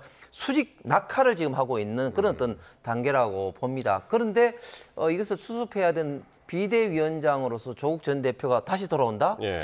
이것을 이해할 수 있는 국민들은 저는 거의 없기 때문에 예. 1인식으로 되면 조국 혁신당은 물론이고 조국 전 대표의 어떤 정치 생명에 있어서 저는 큰 위기가 될 것 같습니다. 그래서 이제 이번 사건에 이제 개입이 돼 있는 플레이어가 감독까지 맡는 게 맞느냐, 이제 이런 비판의 소리도 있습니다만, 어쨌든 11일 내일이면은 이제 비대위가 출범을 한단 말이에요. 조국 비대위원장이 되겠죠. 어떻게 수습을 해야 된다고 봅니까? 국민들이 납득하는 것 이상으로의 대응책을 마련해야 된다고 보이거든요. 실제로 성비위 사건은 우리 정치권에서는 너무 민감한 이슈이기 때문에 이 리스크 관리나 아니면 대응을 강력하게 하지 않으면 국민들이 신뢰하기는 어렵습니다. 네. 그래서 이거를 미봉책으로 이렇게 덮어둔다고 해서 절대 해결되지 않고 예. 피해자가 항상 있기 때문에 피해자 중심주의의 대응에 그런 시스템을 만드는 그런 조국 혁신당의 노력이 어느 정도 성과를 이룰지는 아직까지는 의문이라는 말씀을 드리고요. 네. 실제로 인물 중심 정당의 한계라고 보입니다. 조국이 흔들리면 조국 혁신당이 흔들리고요. 네. 이준석이 흔들리면 개혁신당이 흔들립니다. 그렇기 때문에 그 대표성 있는 인물이 이 사건이 발생할 때마다 리스크 관리를 상당히 잘 해야 되는데 그런 면에서 초기 대응이 너무 미흡했다. 그런 면에서 국민들이 상당한 실망감을 갖고 있는데 오히려 그런 잘못을 당사자인 조국 전 대표가 다시 대표가 빠르게 된다는 거에 대해서 국민들이 공감하기는 쉽지 않을 거기 때문에 앞으로의 행보가 어떻게 될지는 조금 더 지켜볼 필요가 있다고 생각합니다. 그래서 이제 조국 혁신당의 혁신은 사라지고 조국만 남았다라는 이제 비판 어린 그 시각들도 있습니다만은 그 수습 과정 어떻게 진행되는지 같이 보겠습니다. 지금까지 신현영 전 민주당 의원, 홍석준 전 국민의힘 의원과 함께했습니다. 고맙습니다.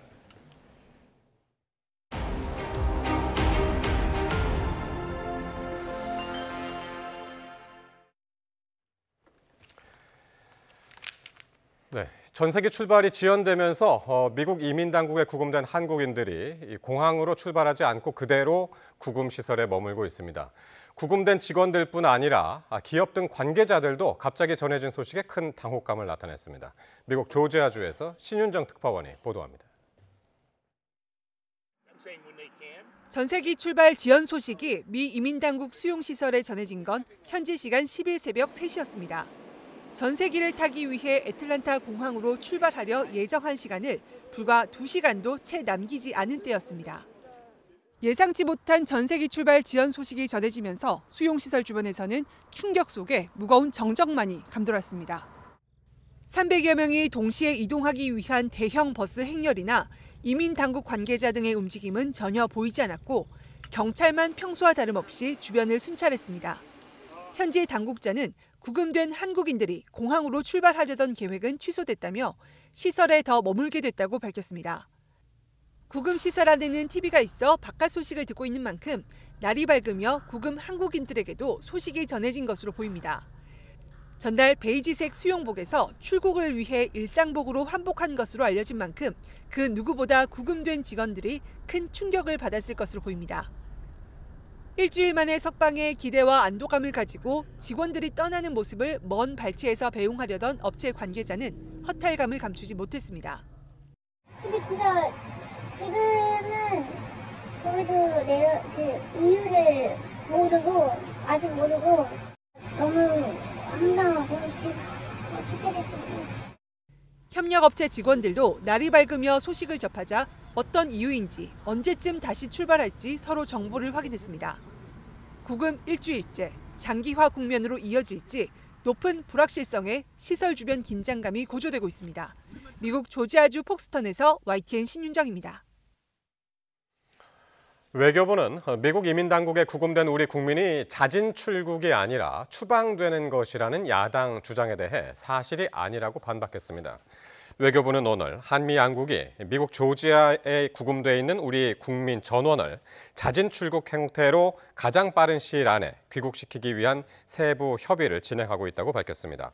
그러면서 이는 미국 이민법상 재입국 제한 등의 불이익이 수반되는 추방과는 다르다고 강조했습니다. KT 무단 소액 결제 사건 피해 규모가 시간이 갈수록 늘어나고 있습니다. 불법 초소형 기지국, 이른바 유령 기지국을 이용한 범죄일 수 있다는 관측이 나오는 가운데 피해자들의 정보가 어떤 방식으로든 사전에 유출됐을 가능성이 높다는 분석도 나옵니다. 정현우 기자의 보도입니다. 경찰이 최근까지 접수된 KT 무단 소액 결제 피해 신고 규모를 발표했습니다. 지역별로는 경기 광명이 73건으로 제일 많았고 서울 금천구와 경기 부천이 각각 45건과 6건으로 뒤를 이었습니다.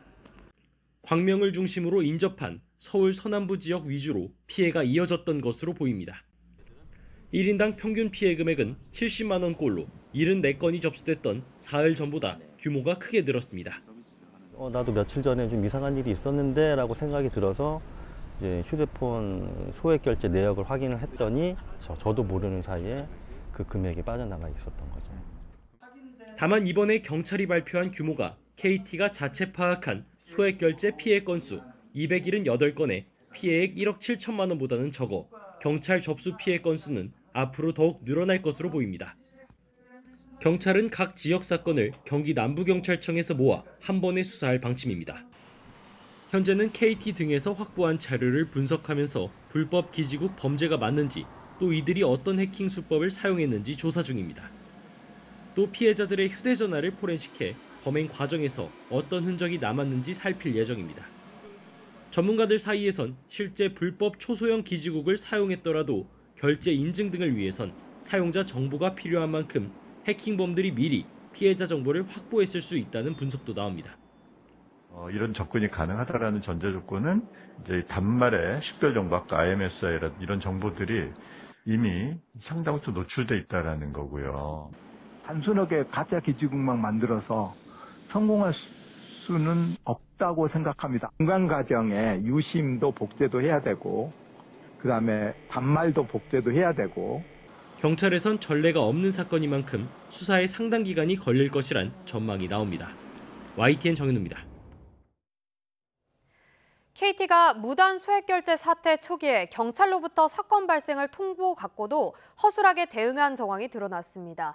일주일이 지나 뒤늦게 해킹 피해를 신고했는데 늑장 대처로 피해를 키웠다는 비판이 거셉니다. 부장원 기자의 보도입니다. 소액 결제 피해가 처음 발생한 건 지난달 27일입니다. 경기 광명시 소화동과 하안동을 중심으로 휴대전화에서 수십만 원이 빠져나갔다는 KT 이용자들의 신고가 잇따랐습니다. 수사에 착수한 경찰은 상황이 심상치 않다고 보고 곧바로 KT 측에 연락을 취했습니다. 특정 지역과 특정 시간, 특정 통신사에서만 피해가 발생한 건 전례가 없는 데다 비슷한 신고가 빠르게 늘면서 조치가 필요하다고 판단한 겁니다. 이에 수사팀은 지난 1일과 2일 이틀에 걸쳐 KT 본사와 지점, 중개소 등의 사건 내용을 전달했습니다. 하지만 당시 KT 측에서는 우리가 뚫렸을 리 없다거나 해킹일 리 없다는 내용의 답변만 돌아온 거로 파악됐습니다. 사태 초기 제대로 점검이 이뤄지지 않았을 가능성을 시사하는 대목입니다.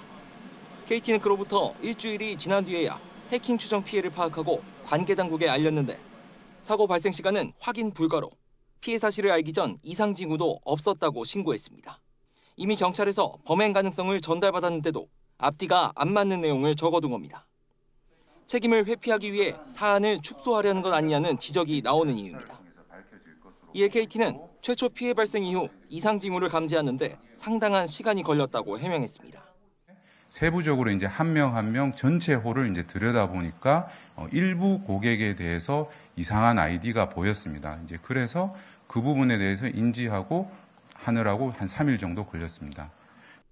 현행법상 정보통신 서비스 제공자는 해킹 등 침해 사실을 알게 된 때로부터 24시간 이내에 의무적으로 관계 당국에 신고해야 하는 만큼 향후 정부 조사 과정에서 KT의 늑장 대처 여부에 대해서도 조사가 이뤄질 전망입니다. YTN 부장원입니다. 대우건설은 어제 경기도 시흥시 아파트 건설 현장에서 발생한 사망 사고와 관련해서 대표이사 명의 사과문을 발표하고 전국 모든 현장 작업을 중지하기로 했습니다.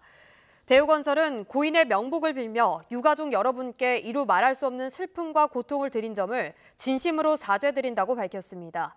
대우건설은 사고 이후 전국 105개 현장 작업을 중단하고 안전 관련 미비점을 개선한 뒤 최고 안전 책임자가 현장 안전 대비 상태를 확인해서 문제가 없다고 판단되면 작업 재개 여부를 결정할 방침입니다. 전국에서 유괴 미수 사건이 잇따르고 있어서 불안감이 커지고 있는데요. 제주 서귀포에서도 초등학생을 유괴하려던 30대 남성이 경찰에 긴급 체포됐습니다. 고재영 기자의 보도입니다. 승용차가 골목을 빠져나가려다 다시 후진합니다. 잠시 뒤 길을 걷던 초등학교 여학생이 차로 다가가 운전자와 말을 주고받습니다.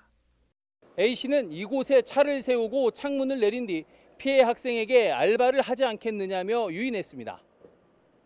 학생이 차 번호를 보려 하자 A씨는 급히 차를 몰고 달아났습니다. 범행이 일어난 건 초등학생들이 하교하는 오후 2시 40분쯤. 학교에서 불과 170m 떨어진 도로에서 벌어진 일입니다.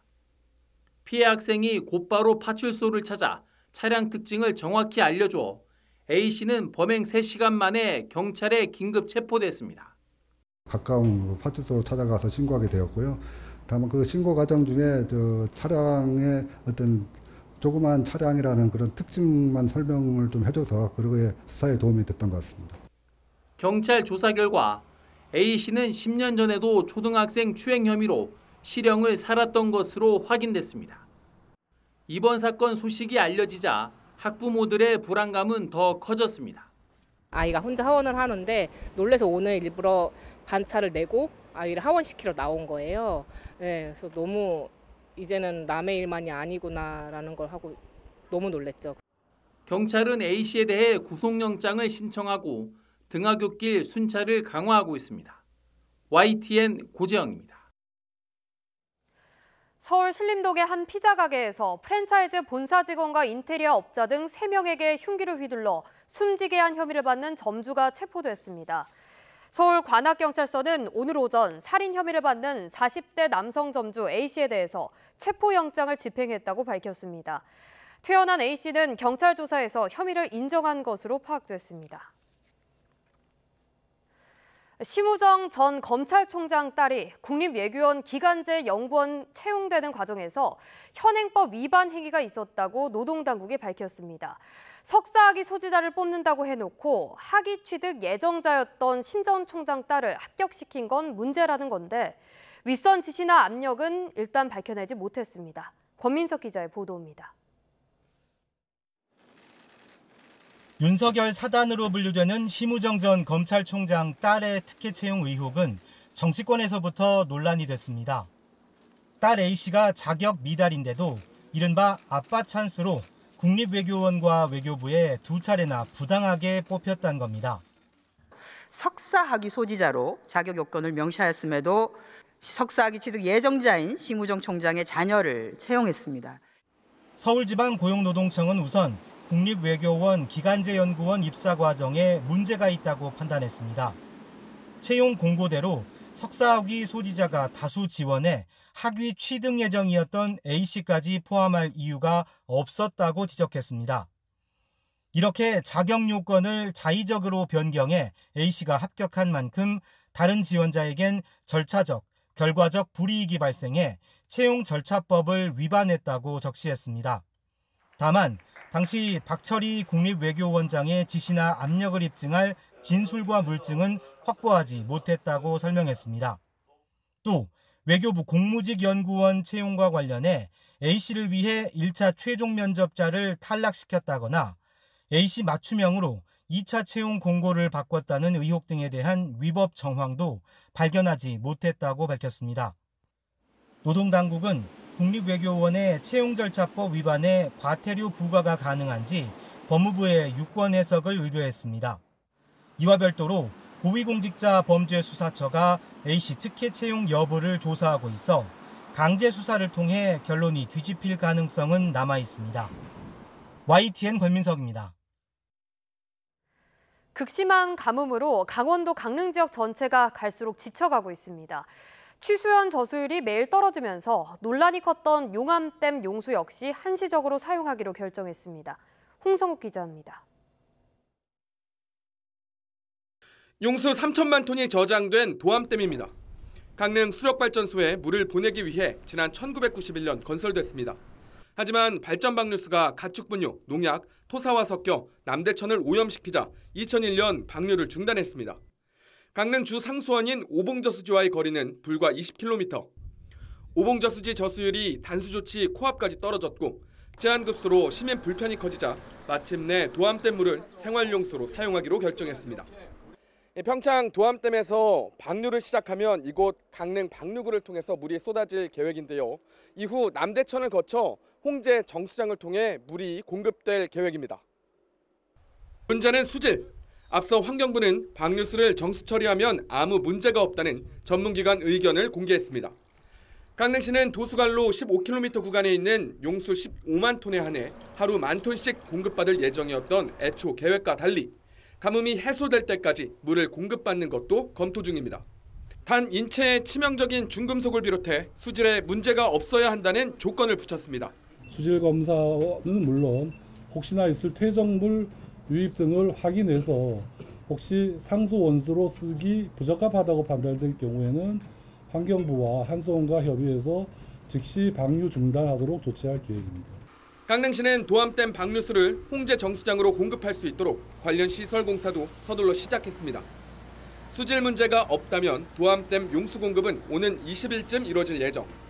한 자릿수 저수율을 앞두고 제한급수로 시민 불편이 갈수록 커지는 상황에서 가뭄과의 사투는 당분간 계속될 것으로 보입니다. YTN 홍석입니다. 이재명 대통령이 내일 취임 100일을 맞아 기자회견을 엽니다. 주요 국정 현안에 관한 질문을 되도록 많이 받고 대통령의 생각을 직접 밝히겠다는 계획입니다. 강진원 기자의 보도입니다.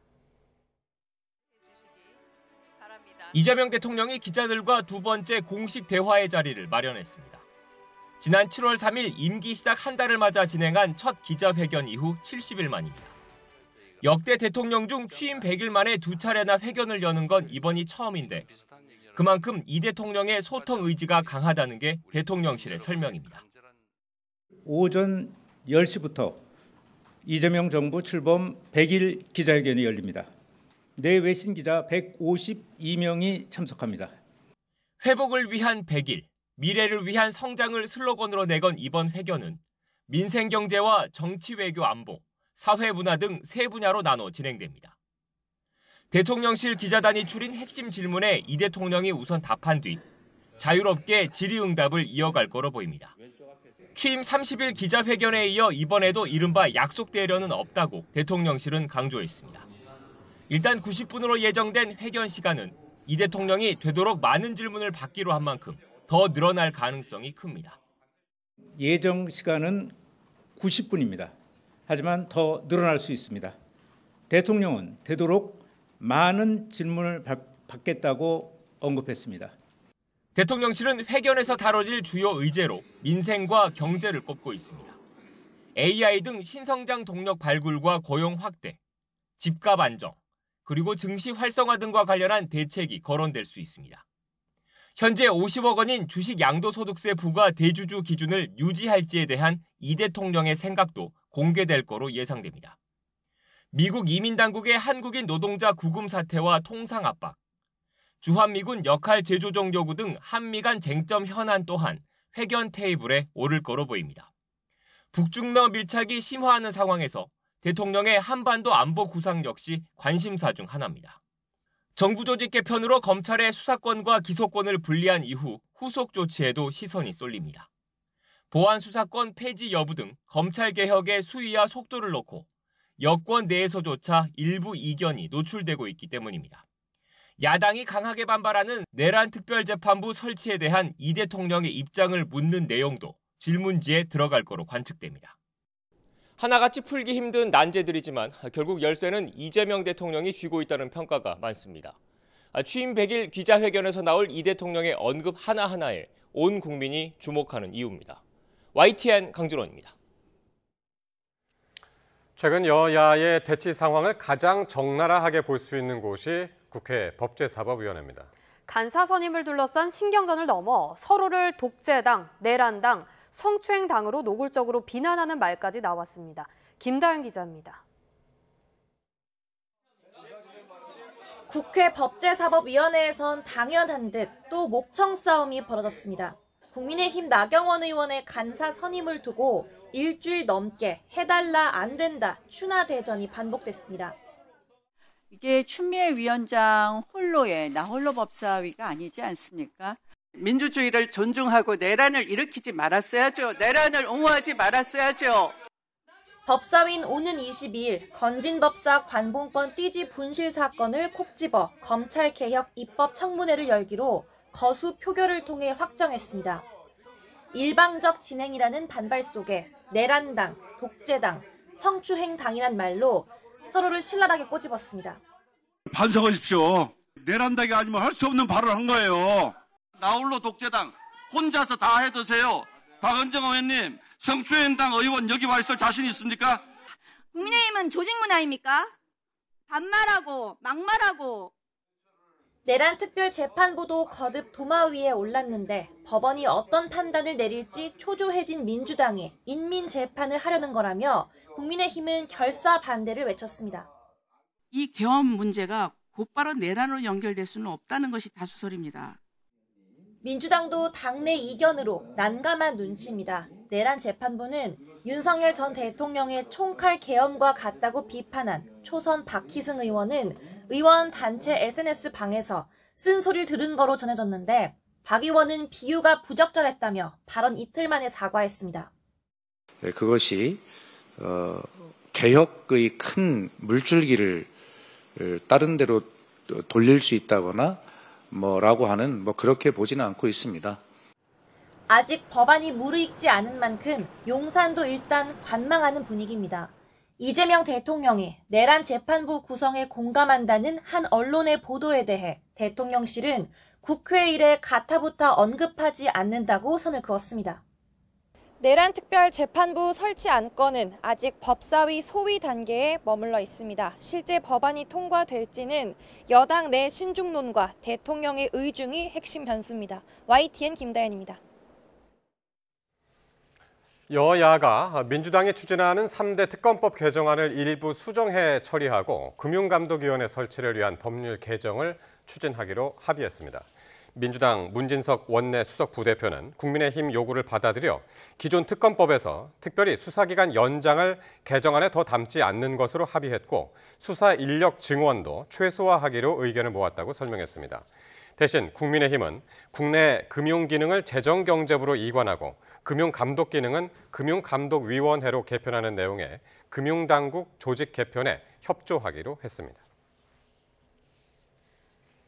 국회가 내일 오후 2시 본회의를 열고 국민의힘 권성동 의원의 체포동의안을 표결에 붙일 전망입니다. 통일교 측으로부터 불법 정치자금을 받은 혐의로 구속영장이 청구된 권 의원의 체포동의안은 지난 9일 국회에 보고됐으며 더불어민주당이 과반 의석을 점하고 있어 가결될 가능성이 큽니다. 이 밖에도 민주당이 국내임 요구를 받아들여 수정한 3대 특검법 개정안 역시 본회의 문턱을 넘을 것으로 보입니다. 이명현 특별검사팀이 최상병 수사 기록 회수를 윤석열 전 대통령이 처음 지시한 정황을 포착했습니다. 특검은 윤 전 대통령으로부터 기록 회수 지시를 받은 것이 맞는 것 같다는 취지의 이시원 전 대통령실 공직기강 비서관 진술을 확보했습니다. 이 전 비서관은 국방부가 최상병 사건 기록을 회수한 재작년 8월 2일 윤 전 대통령과 8차례 통화한 것으로 확인됐습니다. 특검은 또 같은 날 오후 신범철 전 국방차관이 주재한 회의에서 신 전 차관이 회의 시작쯤 전화를 받은 뒤 기록 회수를 지시했다는 진술도 확보한 것으로 파악됐습니다. 12.3 비상계엄 당시 내란 외환 의혹을 수사하는 조은석 특별검사팀이 김현태 전 육군 특수전사령부 707 특수임무단장을 소환했습니다. 내란 특검은 오늘 오전 9시쯤부터 김 전 단장을 불러 조사하고 있습니다. 김 전 단장은 지난해 비상계엄 당시 부하들과 함께 국회의사당 창문을 깨고 내부로 강제 진입해 현장을 지휘했습니다. 특검은 김 전 단장을 상대로 계엄 해제 요구한 표결 당시 국회 상황과 취재진 폭행 의혹 등 국회 경내에서 벌어진 일을 전반적으로 확인할 거로 보입니다. 통일교 한학자 총재가 민중기 특별검사팀의 두 번째 소환 요구에도 불응했습니다. 내일 조사에 건강상 사유로 출석할 수 없다는 입장을 밝혔는데 특검은 오는 15일 조사받으라고 다시 통보했습니다. 조성우 기자의 보도입니다. 통일교 한학자 총재에 대한 민중기 특별검사팀의 소환 조사가 또 불발됐습니다. 내일 예정된 조사에 나오지 않기로 한 겁니다. 특검 관계자는 한 총재 측이 건강상 이유를 들어 불출석 사유서를 냈다고 밝혔습니다. 앞서 한 총재는 지난 8일 특검의 소환 요구에도 같은 이유로 불응했습니다. 한 총재는 최근 심장 시술을 받았는데 건강 상태가 좋지 않고 회복에 시간이 필요하다는 취지입니다. 특검은 이런 점을 고려해 조사 일정을 한 차례 더 미루기로 했습니다. 오는 15일 오전 10시 출석하라고 다시 통보했습니다. 이번에도 불응하면 체포영장 청구를 검토할 거냐 물으면 지금 답하기엔 섣부르다며 조사가 이뤄지도록 노력하겠다고 했습니다. 한 총재 측도 YTN에 건강이 회복되는 즉시 성실히 조사에 임하겠다는 입장을 전했다며 호전되는 대로 응할 거라고 밝혔습니다.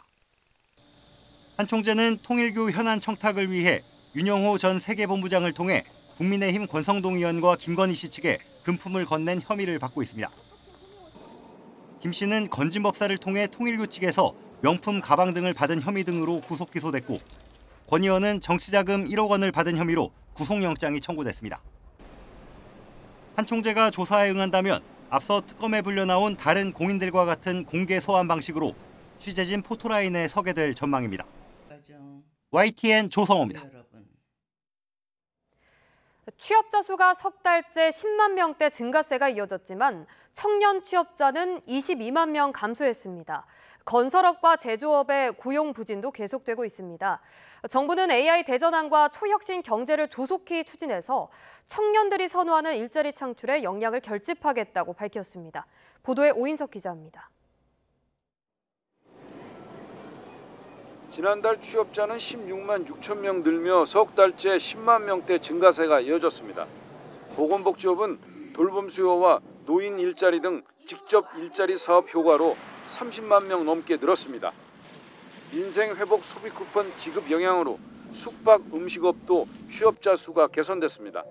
반면 제조업과 건설업의 고용 한파는 계속됐습니다. 제조업 취업자는 6만 1,000명 줄면서 14개월째, 건설업은 13만 2천 명 감소하며 16개월 연속으로 줄었습니다. 건설 업황 부진과 미국발 관세 영향으로 건설업과 제조업 고용은 좀처럼 부진에서 벗어나기가 쉽지 않은 상황입니다. 연령대별로는 청년층의 어려움이 계속되고 있습니다. 지난달 60세 이상 취업자는 40만 명 이상 늘어난 반면 15세에서 29세 청년층은 22만 명 가까이 줄었습니다. 전체 고용률이 상승한 것과 달리 청년층 고용률은 1.6%포인트 하락하면서 45.1%로 떨어졌습니다. 16개월 연속 하락세입니다. 청년층은 지금 신규 채용 시에 경력직 선호도가 강화되고 수시 채용이 증가하는 경향이 있어 고용률이 지금 16개월 연속 하락하고 있습니다. 일도 구직 활동도 하는 30대 휴였음 인구는 32만 8천 명으로 8월 기준 역대 최고치를 기록했습니다. 정부는 관계부처 합동 일자리 전담반 회의를 열고 취약계층 고용 상황을 점검했습니다. 이영일 기재부 1차관은 AI 대전환과 초혁신 경제를 통해 청년들이 선호하는 일자리를 창출하는 성장과 일자리 창출의 선순환이 청년 일자리 문제를 해결하는 핵심 열쇠라고 강조했습니다. 그러면서 민관 역량을 결집해 AI 대전환과 초혁신 경제 30대 선도 프로젝트 등을 조속히 추진해 청년들이 선호하는 일자리 창출 노력을 강화하겠다고 말했습니다. YTN 오인석입니다. 서울대병원 노동조합이 오는 17일부터 파업에 들어가기로 했습니다. 총파업 투표엔 서울대병원과 보라매병원, 강남센터 조합원 등 2,895명이 참여해 찬성률 93.58%로 가결됐습니다. 노조는 필수 인력의 노동 강도가 세졌지만 총인건비제 시행으로 실질 임금은 계속 하락했다며 필수 인력 충원과 임금 체계 개편 등을 요구해왔습니다. 삼성전자 이재용 회장의 장남 지호 씨가 오는 15일 해군 사관 후보생으로 입대합니다. 삼성전자는 지호 씨가 국방의 의무를 다하기 위해 미국 시민권을 포기하고 일반 병사보다 복무 기간이 긴 해군 장교의 길을 선택했다고 밝혔습니다. 지호 씨는 11주 동안 교육 훈련을 받은 뒤 12월 1일 해군 소위로 임관할 예정입니다. 논란이 많았던 지역주택조합 실태를 들여다보니 정말 문제가 많았습니다. 세 곳 가운데 두 곳꼴로 깜깜이 운영을 하는 등 위법 사항이 적발됐고 시공사는 근거도 없이 수백억 원대 공사비를 증액하는 등 횡포를 부린 사례도 포착됐습니다. 차유정 기자가 보도합니다. A씨는 2016년 한 모델하우스에 들어갔다가 저렴한 분양가로 3년 안에 입주할 수 있다는 말에 귀가 솔깃해졌습니다. 조합원들이 토지부터 매입해서 집을 짓는 지역주택조합 가입 권유였습니다. 1년 안에 아파트가 반드시 올라가고 계약금을 무조건 돌려받으니 걱정하지 말라고 했더라고요. 하지만 내 집 마련의 꿈은 악몽이 됐습니다. 토지 용도 변경 문제 등이 지지부진해지며 착공은커녕 사업 승인조차 받지 못한 상황. 그러는 사이 토지 매입을 위해 조합원들이 빌린 대출금 이자가 쌓이면서 땅은 결국 경매에 넘어갔고 원금 회수조차 불투명해졌습니다. 아무 권한도 없고 그냥 이거 해라면 찍고 다 그렇게 상황이 된 것 같아요. 너무너무 답답하고 돈을 써보지도 못하고 거의 10년의 세월을 이자도 내고 있고. 지역주택조합은 이론상으로는 조합원들이 주체가 되는 만큼 시행사를 끼지 않아 분양가가 저렴하다는 장점을 내세웁니다. 좋은 취지이긴 한데 현실은 달랐습니다. 조사 결과 조합원들이 자금 집행 내역을 요구하는데도 조합이 공개하지 않는 등 위법 사항이 수백 건 적발됐습니다. 공사 과정에서는 시공사가 조합을 상대로 공사비를 부당하게 증액하는 등 횡포를 부린 정황도 여럿 포착됐습니다. 시공사가 우월적인 지위를 이용하는 건데 가령 한 시공사는 증액 근거도 없이 추가 공사비 166억 원을 강요하기도 했습니다. 전문가들은 비전문적인 조합원 중심으로 운영되다 보니 사고나 비리가 많다고 지적합니다. 사업을 체크를 좀 해줘야 되는데 부족하다 보니까 나타나는 현상이고 조합장들의 윤리성이 사실 상당히 강조돼야 되는데 이 윤리성이 부족해서 결국 이러저러한 이유로 사업은 지연되고 애꿎은 조합원들만 막대한 재산 피해를 보는 상황. 제도 개선이 필요해 보이는 가운데 국토부는 연내에 종합 대책을 마련할 계획입니다. YTN 차유정입니다. 성폭력에 저항하다 남성의 혀를 깨물어 다치게 했다는 이유로 유죄 판결을 받고 61년을 죄인으로 살았던 최말자 씨가 재심 소송 끝에 무죄 판결을 받았습니다. 61년 전 재판부와 달리 재심 재판부는 최 씨 행위를 정당방위로 판단했습니다. 보도에 차상은 기자입니다. 성폭력에 맞섰을 뿐인데 가해자 혀를 깨물어 다치겠다는 이유로 18세 소녀였던 최말자 씨는 법정에서 죄인이라는 낙인이 찍혔습니다. 61년 뒤 열린 재심 선고, 1분 남짓 만에 무죄 판결이 나왔습니다. 긴 세월 세상을 향해 나는 죄인이 아니다라고 외쳤던 최 씨 명예가 회복되는 순간이었습니다. 무죄를 받았다! 부산지방법원은 최 씨를 성폭행하려고 했던 남성의 중상해를 인정할 증거가 없고 당시 최 씨 행동이 정당방위로 인정된다고 판결 이유를 설명했습니다. 선고 직후 최 씨는 기쁨보다는 여러 감정이 겹친다고 덤덤하게 말했습니다. 통쾌하고 상쾌할 줄 알았어요. 그런데 막상 받고 보니까 허망하기도 하고 씁쓸한 생각도 들고 만감이 교차됩니다. 최 씨가 억울한 마음으로 살아야 했던 시간은 너무도 길었지만 다른 성폭력 피해자들에게 이번 판결은 큰 의미로 남게 됐습니다. 그간 적지 않은 피해자들이 이 사건과 마찬가지로 수사재판 과정에서 피해자의 지위를 잃었습니다. 오늘의 판결이 앞으로 수사재판 과정의 그런 관련자들에게 큰 교훈을 주기를 바랍니다. 지난 결심 공판에서 최 씨에게 무죄를 구형하고 사과한 검찰이 항소하지 않기로 하면서 이번 판결은 사실상 확정됐습니다. 검찰과 달리 과거 유죄를 선고했던 법원은 최 씨에게 사과하지 않아 아쉬움을 남겼습니다.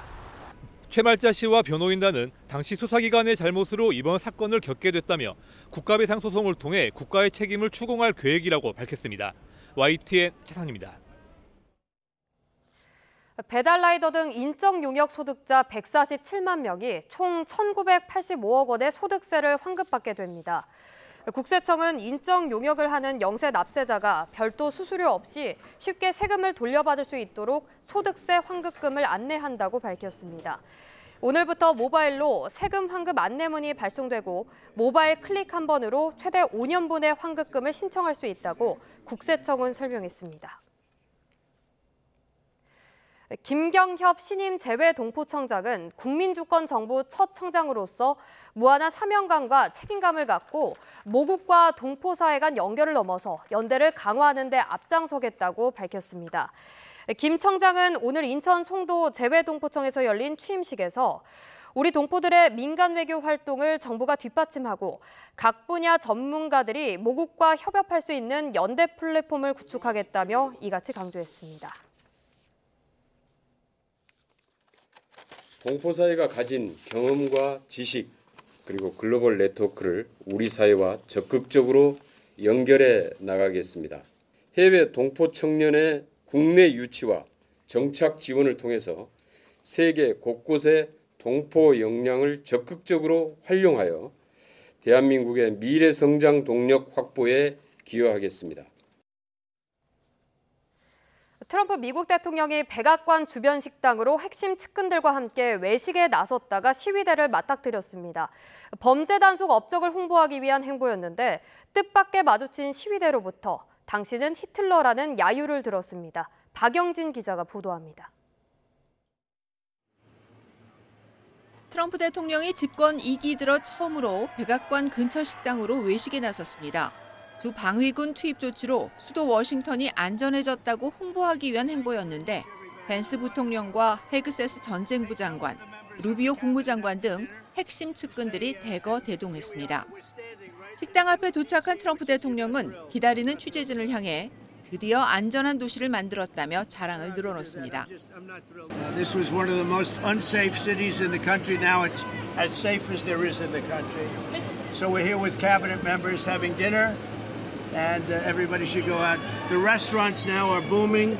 최근 공개된 제프리 앱스타인 외설 편지에 대한 질문이 나오자 말도 안 되는 얘기라고 일축하고 이내 말을 돌립니다. It's nonsense. And frankly, you're wasting your time. All you do is trying to get off the great success of DC in about. 식당에 들어와서도 안전한 도시를 만들었다며 홍보를 이어갔지만 We have a safe city now. 잠시 뒤 식당 한쪽에 앉아있던 시위대가 트럼프 대통령을 향해 다가가며 당신은 히틀러라고 야유를 쏟아냅니다.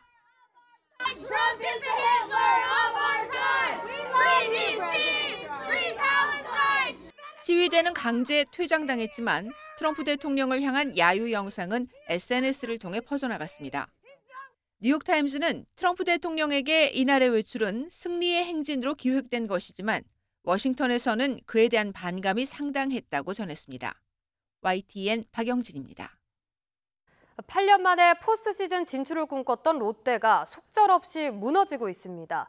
실책만 무려 5개를 범하는 수준 이하의 경기로 5연패 수렁에 빠졌습니다. 프로야구 소식 허재원 기자가 보도합니다. 1루수 나승엽이 땅볼 타구를 놓치면서 롯데 수비는 무너지기 시작했습니다. 투아웃 1, 2루에서는 3루수 손혜영과 유격수 전민재의 호흡이 안 맞아 한 점을 헌납했습니다. 하주석의 안타로 기록됐지만 사실상 실책성 플레이였습니다. 흔들린 롯데 선발 간부와는 최재훈에게 2타점 2루타, 심우준에게 1타점 적시타를 맞고 3회에만 넉 점을 내줬습니다. 2루수 한태양은 4회 포구 실책으로 추가 실점에 빌미를 줬고 승부가 기울어진 8회에도 다시 실책을 범해 위기를 자초했습니다. 결국 다음 타자 노시환의 2점 홈런까지 터지면서 롯데는 처참하게 무너졌습니다. 전의를 상실한 롯데는 9회에도 또 실책으로 2점을 더 내주며 10석점차 대패를 당했습니다. 9월 들어 단 한 경기도 이기지 못하고 5연패를 당한 롯데는 5위 KT와 승차가 2경기까지 벌어지며 8년 만에 포스트시즌 진출이 더욱 어려워졌습니다. 2점 차로 끌려가던 LG가 5회 대거 6점을 뽑아내며 단숨에 역전에 성공합니다. LG 선발 손주영은 7회까지 3실점으로 호투하며 2017년 프로 데뷔 후 처음으로 한 시즌 10승을 달성했습니다. 7위 NC와 8위 기아는 각각 SSG와 삼성을 꺾고 가을 야구를 향한 신락 같은 희망을 이어갔습니다. YTN 허정원입니다. 우리나라 남자 양궁 리커브 대표팀이 세계 선수권에서 3회 연속 금메달을 따냈습니다. 김우진과 김재덕, 이우석으로 구성된 대표팀은 광주에서 계속된 대회 결승에서 미국을 6대 0으로 물리치고 정상에 올랐습니다. 대표팀의 에이스 김우진은 통상 10번째 세계선수권 금메달 획득입니다. 김우진은 안상과 함께 결승에 오른 혼성전에선 스페인의 카날레스, 테미녀조에 6대 2로 져서 은메달에 만족했습니다.